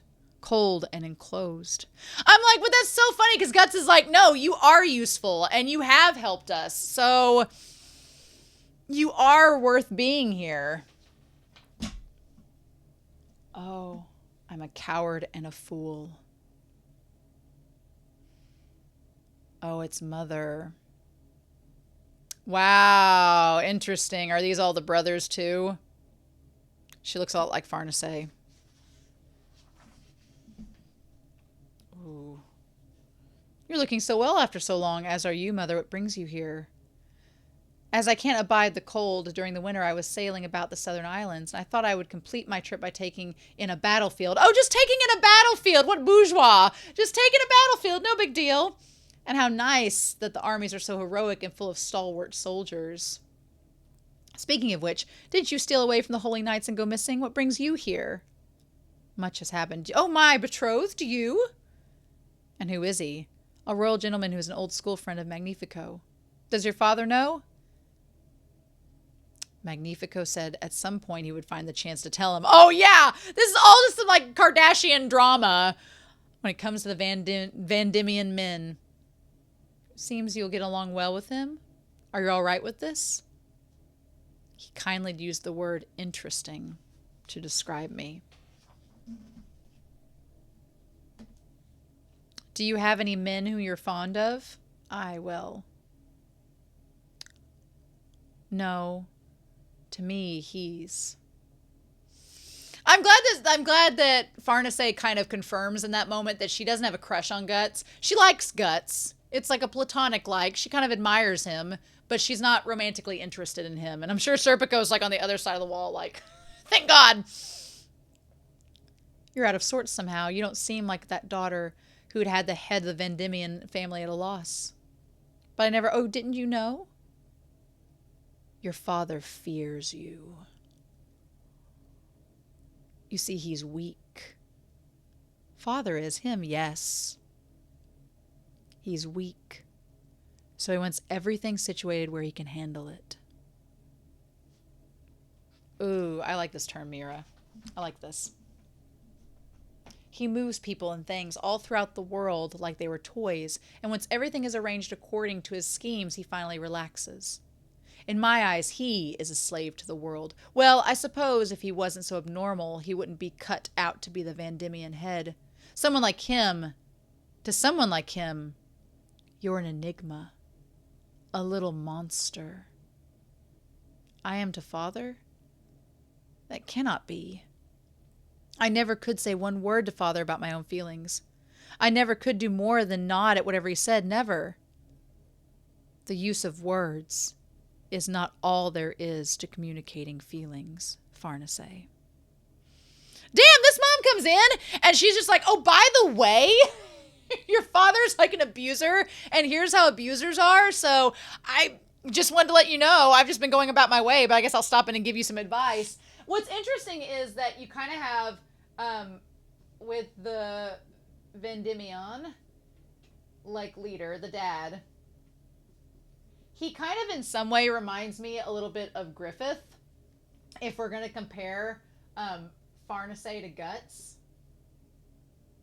Let's say with that.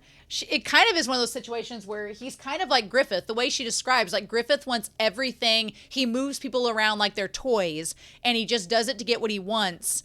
And I'm not saying Griffith is necessarily afraid of the people that he's leading around like toys, but there is a connection there. And Farnese, we've seen, has a connection to Guts. So it wouldn't be too much to say there's not a connection there either, right? You've always expressed your unutterable, repressed feelings through the most unexpected behavior. Like a baby without speech, crying and shouting for all it's worth. I guess you could... I mean, I would like to think that Miura is trying to connect Farnese to Casca, but Casca hasn't really shown the same thing like Farnese has through her actions. That hasn't been the same. But Farnese has. I hope that this gives Farnese the courage to stand up and be like, look, Magnifico, you and Roberto, or whatever his name, Roderick, you guys can go have your romp together. I'm going to go. I hope this gives her the courage to do that. Your father feared you for that.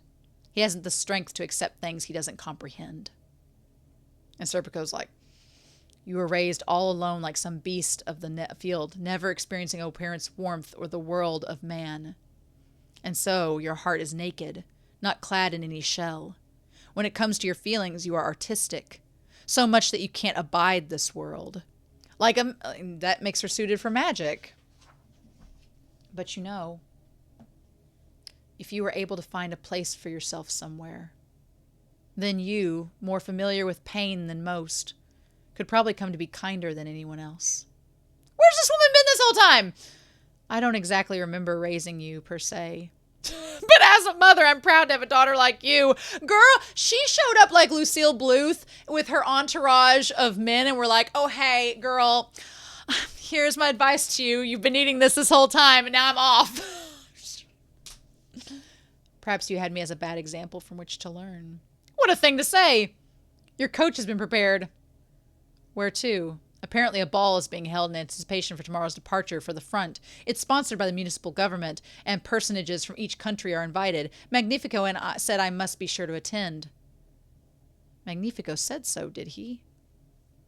Sounds interesting. I wonder if you'd be against me accompanying you. Oh, of course not. Oh, she has to attend.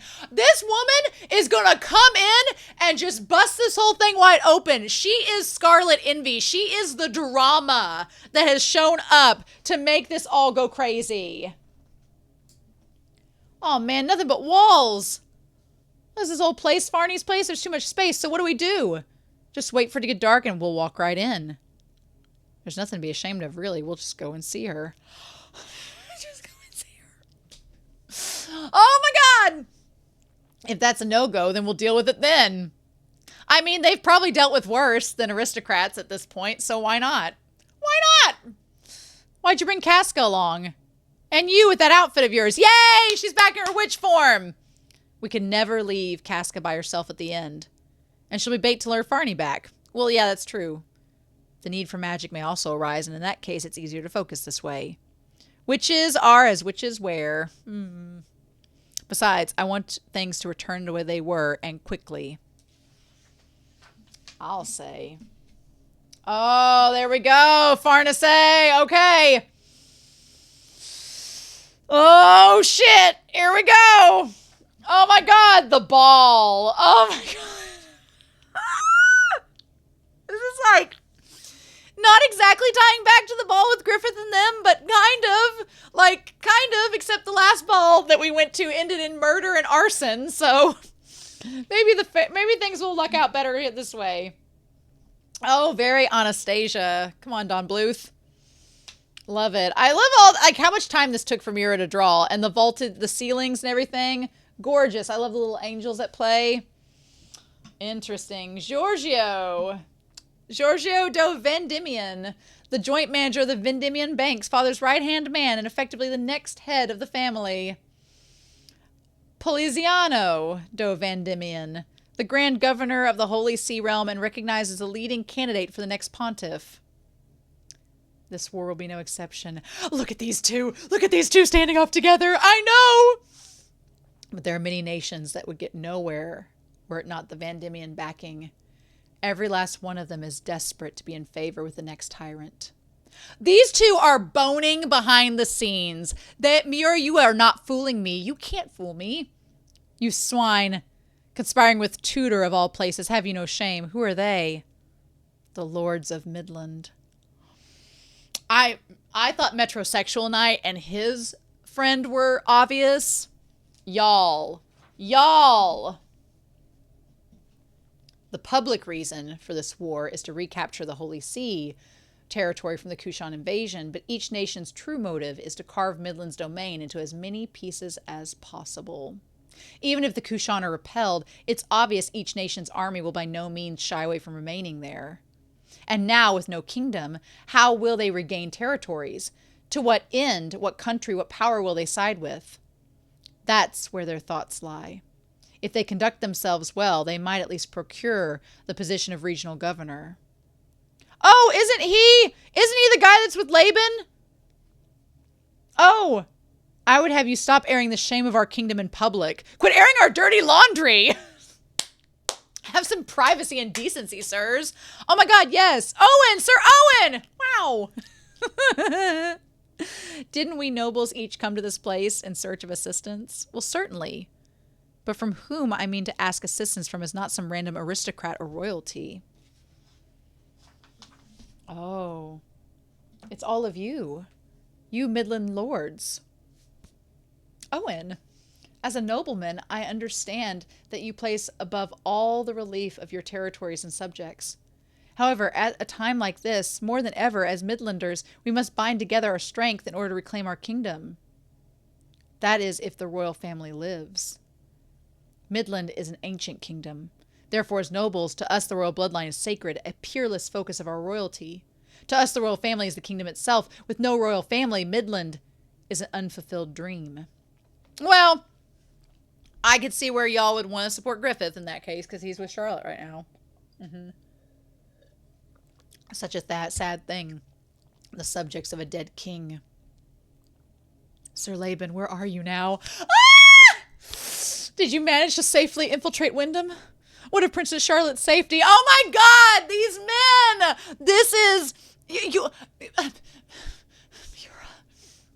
I can do nothing for you, and it stings. Oh my God, Owen and Laban, Roderick and Magnifico. This is the BL I've been needing. Knights of a Dead Kingdom, what a miserable thought. Oh my God, they even have the blonde hair and dark hair motif. Get it.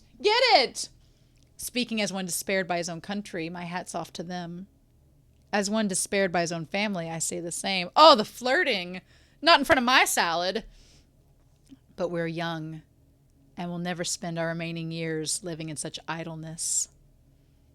Go on and Scrabble, drink stale wine together to your delight in this birdcage you call the world. What's to come is not the age of the gentle, fully mapped inland seas, but of the raging open ocean. He who opens the unknown sea routes and sets upon the unexplored lands, he who conquers those will be conqueror of the age. Neither my father nor my subjects actually understand that point. 11th, on the northern frontier, surrounded by ocean, has unlike... Is it supposed to be if? I keep saying 11th. Is it supposed to be if? Built upon a history of shipbuilding, seafaring, and a refusal to yield to the rough sea. Paying no mind to that superiority, their insularism makes them loathe the intervention of other nations, and they think of nothing but seclusion. My father is the same. He displays interest in beyond nothing beyond. How to move and rearrange pieces on his limited chessboard. Oh, just make out, both of you. Get a room. We too, alienated by family and abandoned by nation, are forlorn fellows in this caged world. Oh my God, just get a room, please. Oh my God. If we're to wander forlorn, we'll just put to sea. We will seize the coming age.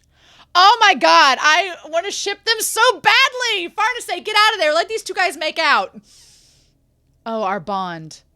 The goddess of victory arrives. Oh my God. And Serpico's like, are we interrupting something? Should we leave while you guys like... No matter what father may say, we're in public. But once this betrothal is officially announced, oh my God. He won't be able to cancel it on peril of his honor and family head. Once that's done, not only you and I, but Van Diemen and 11th will be, hold that thought, Magnifico. I like that side of you. But for now, enough inelegant talk. Shut the frick up! He's like, once you get married to my sister, she's just gonna go off and do her thing, and then we... God! Let me have this, Mira! Let this be a thing! I've looked forward to seeing you, my princess. I wonder if I may request the first dance with you. Oh, you may. My, never ceasing to amaze. What a superb gentleman.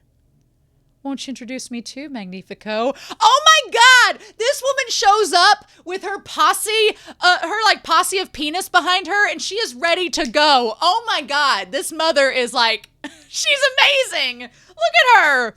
When'd you get here? I just arrived today. Was your friend Farnese's fiance? He's quite nice though, a bit mischievous looking. Oh mother, where'd you hear that? Oh, you know. Couldn't have been from father. Oh, is that something he should not know? Oh my God! Hell yes, girl! Let's get this! Let's get this! Mother, your blood is undeniable. You've gradually become more and more like your father in his youth. Hardly, please stop teasing. Listen to some advice. Be careful of her when she's obeying what someone says, especially when she seems submissive. She's not the kind of woman who's at peace within the schemes of men. What are you trying to? You'll be sorry if you don't listen. Just like your father. Meanwhile, poor Serpico is like, why did we have to have this family subplot? Serpico's like, Serpico's like, I just wanted to go to sea. What are we doing? I feel like Mira, honestly, this is just all getting us a roundy way. Unless Griffith's going to show up in the midst of all this nonsense. And I say it's not nonsense. I love all of this. This is all amazing. It's not nonsense. I love it. But it's not needed. But I welcome this plot line, this subplot, I feel like Mira created this character that is Farnese's mom, and he's like, damn, I wish I had something to do with her. Oh, I know. We'll just create this whole subplot and she can be in it. And I'm like, I'm not mad about it. This is nice. I prefer this drama and family business compared to Griffith and all that business. But, oh, you're Farnese's servant. I'm Serpico, madame. Yes, I remember now. It's been some time since you came to the estate. It's been over 10 years. My life was saved by Lady Farnese at a young age. Due to that, I received the honor of being by her side. More than a decade alongside Farnese, really? Then you must be fairly warped as well. She's like, okay, all right. Such companions cannot be separated because they cannot stand without entwining against each other like a pair of trees. You'll continue to look after her then. How lovely. The scent of the forbidden. She's quite astute. She's just like, oh yeah, you've been with my daughter for 10 years? Okay, yeah, I see how that goes. She just showed up to wreck shit. Oh my god, this volume is still going. It's cold, like the snow's stopped. I want to go inside. Halt, who goes? I beg your pardon, but will you allow us to pass? People we know are here. We've come to the party. Good night shift. Oh my god, this is insane. Oh, she brought a sword. She brought Serpico's stuff too, right? The colonnade chamber. These aren't the droids you're looking for. Quiet. I'm using a spell to distract Odd. But if you make too much noise, we'll be discovered. If this is a party, I bet they've got a bunch of good eats. It's no exaggeration to say I'm a gourmet elf. I'll offer my commentary. Food fighters, huh? Don't get carried away, you two. Oh, no. Shit. There's no doubt in my mind this is the fog from when we were attacked at the cabin in the beach. You mean those are going to show up again in the middle of this city? Oh, yuck. It is coming. Something fierce and hostile. Shit, we can't have nice things! We can't have nice things! Oh no! And it's from the Kushan because it has the teeth. You can tell the Kushan demons because they have the teeth. Oh my god. Well, shit. That's no good. That's no good. What the hell is that? Not a croc. It's too big for an alley cat. With that time, I sense an ominous awe. It's strange. You'd think something like that would come and attack us, but it just ran past. Thanks to this fog, it's easier for us to slip in. But if something like that slipped in here, we better hurry. What is about to happen here? Oh, shit. This is not good. Figures this would be the rough part. Can't you do something with magic? It will take a little time with that many people, but I'll see what I... What's wrong? This way. It's a transference from Serpico. He says he's waiting at the rear entrance. Is he or is it a trap? Oh. This colonnade chamber was, at one point in history, Kushan territory. When this land was won back from them, it seems one part of their palace was preserved as a victory monument. Wow, does this also not kind of look like the other dimension where the God Hand's from? Like the architecture-wise? Oh.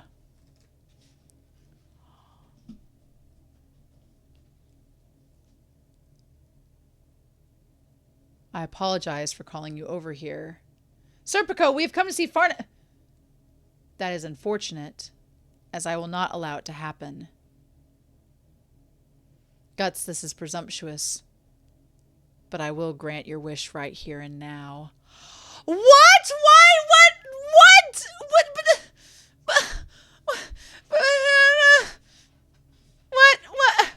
But no! Oh, you're gonna fight Guts here, Serpico. Fine. Guts, not you too. What's gotten into you? Something we can't let go of, I guess. You guys stay there until this is settled. Well, there's nothing to worry about. One grave gonna be enough? He's like a grave digger. He looks like the wrestler grave digger, like Undertaker. What? I know Mira's watched wrestling, but what? And two men fighting over a woman. I mean, Shirk, you're out of the loop here, but Shirk is like, why are we doing this? There's no way they'll go at it seriously. They'll just stop short.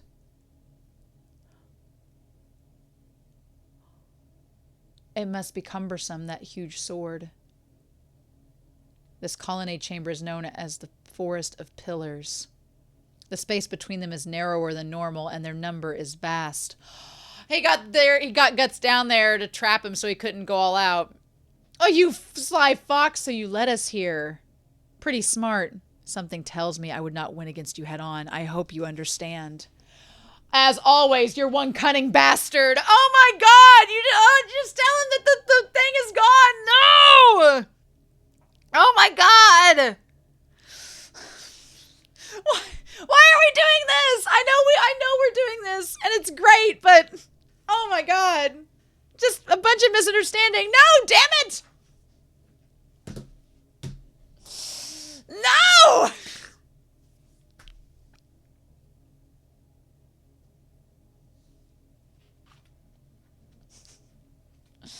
Ah! So let's break down this volume, shall we? Shall we? I'm on the one hand,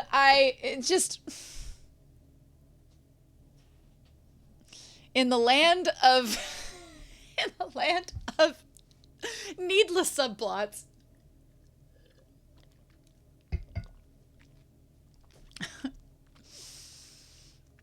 It's so fascinating to me. I mean, look, again, this is Mira. You can see the writer's head turning. Like, well, why can't we just let them get a boat? We can't make it that easy. On the other hand, I think Mira just made this side plot up to introduce this mother character because she's badass and awesome. I love this mom that just strolls in with her entourage of men she's probably doing on the side because her husband's like an asshole. And she just strolls in and is like, I wanted to see what a battlefield looked like before I went down to my southern island condo away from everything. Oh, hey, Farnese. Hey, here's some life advice. I'm just like, oh, Serpico, you like her and you've been with her for 10 years? Cool. Hope you see how that works for you. And I'm like, what?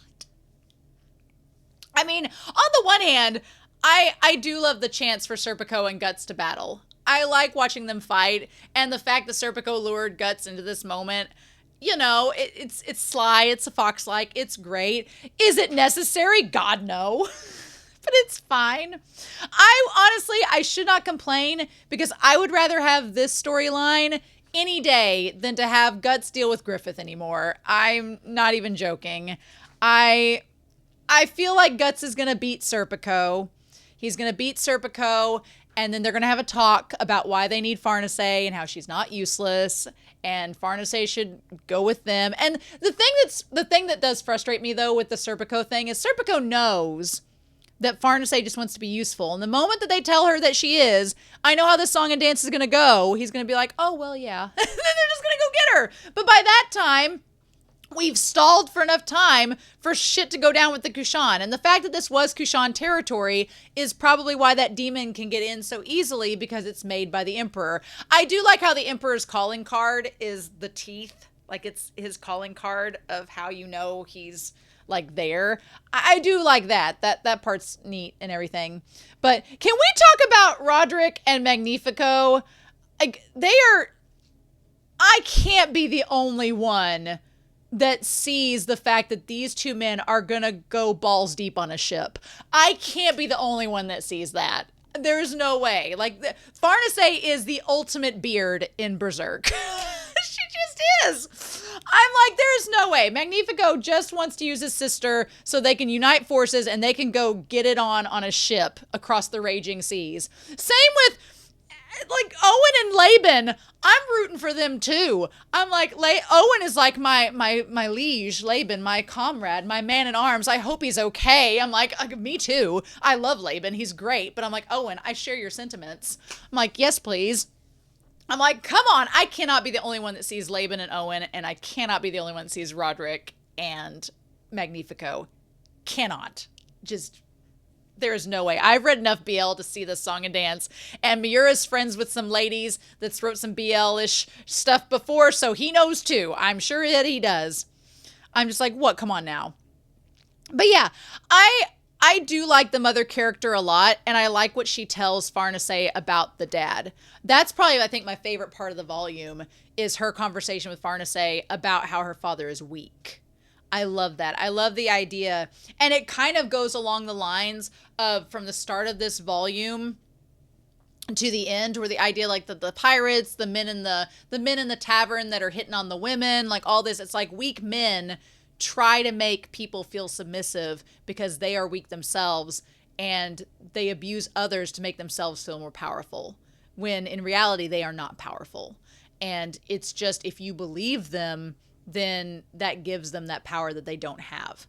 And I like the mom points that out. I'm like, I'm hoping that Farnese like gets her voice enough. I was frustrated at first because Farnese didn't speak up against her dad, but she has that history with him. And now that the mom has kind of like laid it all out there, been like, girl, you have every right to be mad. Like, I want Farnese to burn this whole place to the ground. Just light it on fire again, take the deed to the ship and go, and say, screw you all and get on the ship. Like, if they don't get a ship out of this whole subplot, Romania is not going to be a happy camper. Because, I mean, like, they've gone through so much to get here. If Mura does not give us a damn ship out of this subplot, and I'm hoping that this helps Farnese grow with her character as well. I do really like the fact that Mira's kind of hinted here that Farnese does not like Guts like that. That kind of guy, she's just like, no, he's just somebody I admire and I like. We're all good though. Guts has been trying to recover.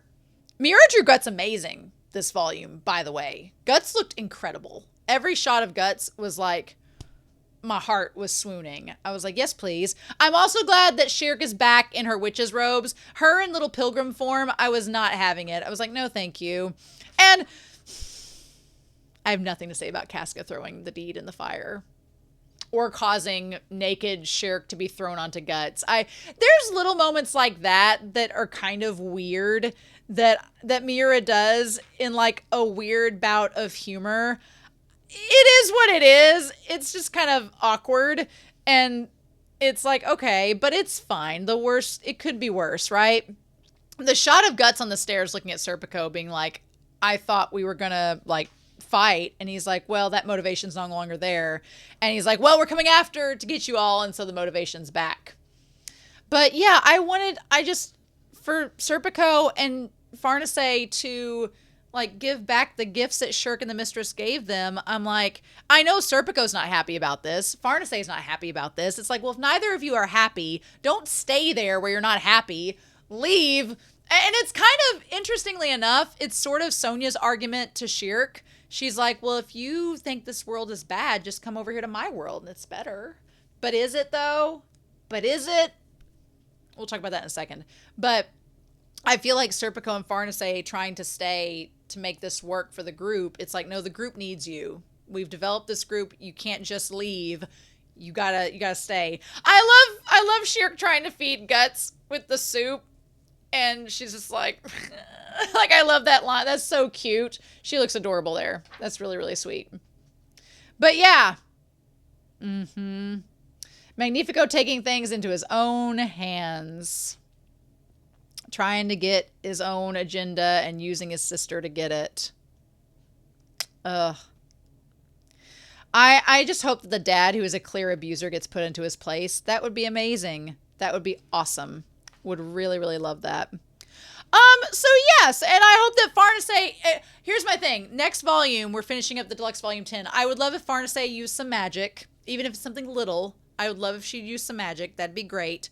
I would love if not only did she use magic, but I would love if they just burned the whole place to the ground. Screw them. But I don't know if they will do that since there's all the leaders there of Midland. Now, the leaders of Midland being there and the Kushan invasion, it's going to tie Griffith and all this into Guts and all of that. So I'm not looking. One of the chapters was called Homing. So I feel like Sonia and them are going to trace Shirk and whatnot. So I don't like that. As drama-filled and crazy as this volume was, I would deal with this in like 1,000 times over rather than have Griffith show back up. I don't know how to think about Griffith, honestly. I don't know how. Sonia is an intriguing character. She's very layered. She shows the sides of her that are jealous, the sides of her that are timid. She kind of has some like shades of Rosine to her character, but then she also has like some shades of Farnese to her character, but then she's just kind of like this weird, she's like Miranda from Game of Thrones kind of, but I like Sonia because I feel like she's not brainwashed by Griffith, but she's kind of sadistic. And I do like the idea that she's not necessarily hurt anyone. I think I can get behind Sonia's character and Mule's character because they haven't hurt anyone. I guess, especially Sonia. She's not harmed anyone. She's been complacent and supportive of what the Band of the Hawk, the revival, is doing, but she's not hurt anyone herself. So I think that she's kind of more innocent in my eyes, that I'm like, okay, I can still get behind you as long as you don't hurt people. Sure, you're a medium. That's Griffith's using you. Do you realize that Griffith's using you? I don't think she quite does. Or if she does realize it, she's accepting it because she doesn't think that there's any other option for her. A lot of this volume was talking about characters who believe they don't have another option. And so they have to do this one thing to save themselves. Like Sonia being like, well, Shirk, this world isn't great. Why don't you come to my world and you'll have another option? And Shirk's like, but I do have an option and I'm going to stay with it. And then you have Farnese and Serpico who believe that they don't have these options. They have to do things a certain way for it to work out. So a lot of this volume is talking about those options. And then there's the weird guy that's like Robin Hood playing the song. I thought it was interesting because he talks about being a hunter and hunting alone and how him being lonely and playing the song. And he's like, for days I'd run through the mountains and chase my prey. And before long, I lost track of time and became a beast. So he kind of succumbed to the demons inside of him. It's a very creepy scene of him with the musical instrument playing the song. And she's like, aren't you lonely? And he's like, no, I'm, always alone. And him playing the song and it being sad is just like him acknowledging his loneliness.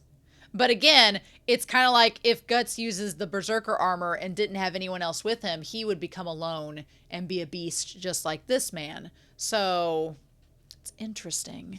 He's interesting, his whole thing. I guess the only part that is frustrating to me is that it's just like everything's fine. Griffith's just here. Charlotte's giving him some goodies. Don't mind him. And I'm like, I get that Mira is trying to subvert this idea of the ultimate evil, and that we have, I guess it's so crazy to me that we have Cleofoth and we have the God Hand and we have all of this darkness and evil and everything that's been in our face and out there in the open, destroying and violating everything.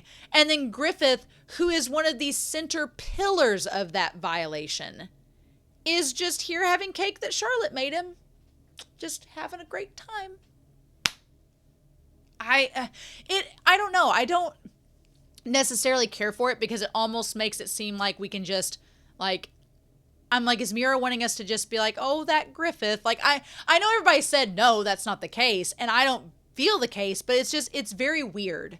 It's a very weird decision. Especially, I'm like, I don't want Charlotte to get hurt. I don't want Shirk to get hurt or Farnese to get hurt. But I don't know what to make of it. It's just kind of odd. So, I don't know. I would be curious. Obviously, y'all can't talk about spoilers. Please don't. But I would be curious to know, like, I feel so conflicted about the scene at the camp because I feel like Griffith's just ignoring Charlotte. And I'm like, are you going to hurt her or not? Is the baby keeping you from hurting her? Why would the baby care about Charlotte? Or does the baby just keeping you from hurting anybody? I don't know. But what I do know is shit's about to go down. Guts is going to battle Serpico. I'm probably going to beat Serpico somehow. Or Farnese is going to show up. I don't know what's going to happen. But I don't feel like the stuff going on right now has incredible stakes. Because I'm like, well, you all are going to get a ship by the end of this, right? Either they're going to get a ship and there were no stakes and it was just something fun and cool and a little side romp after all the terrible stuff we've had to deal with, which is fine. We need a little break, right? But then the other thing is, I'm like, if they don't end up getting the ship, I'm like, Miura, why you doing this? Again, I do really like Guts and Shirk's relationship and how he trusts her and she trusts him. Isidro and Mule are interesting. I never figured that Mule would be kind of like the version of Isidro for Griffith, which is interesting somehow. And then Guts just not stepping in, letting her take care of things, seeing how it goes. That whole scene where Sonia was like, oh, just come here and come join us. I was like, nope, that's not good. I just don't see Griffith having any good plans for Shirk because she's a witch and she's the only thing that could enable Guts that would stop him. Another thing is the knight. Is it Asa? Asa, has he become a demon knight? What is going on? He shows up at the inn with them after he saves them.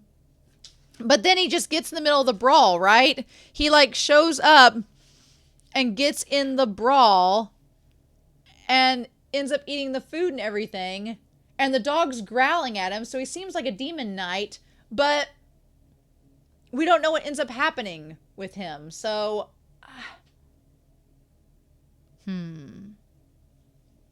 interesting. That's going to be like a reveal at some point, I'm sure.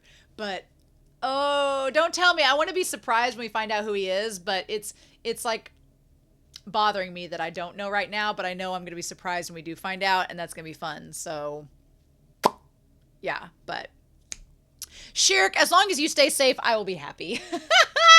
So, in any case, I hope you all have a wonderful week. Please stay safe, take care, and yeah, I'll be back next week with volume 30 of Berserk. Bye!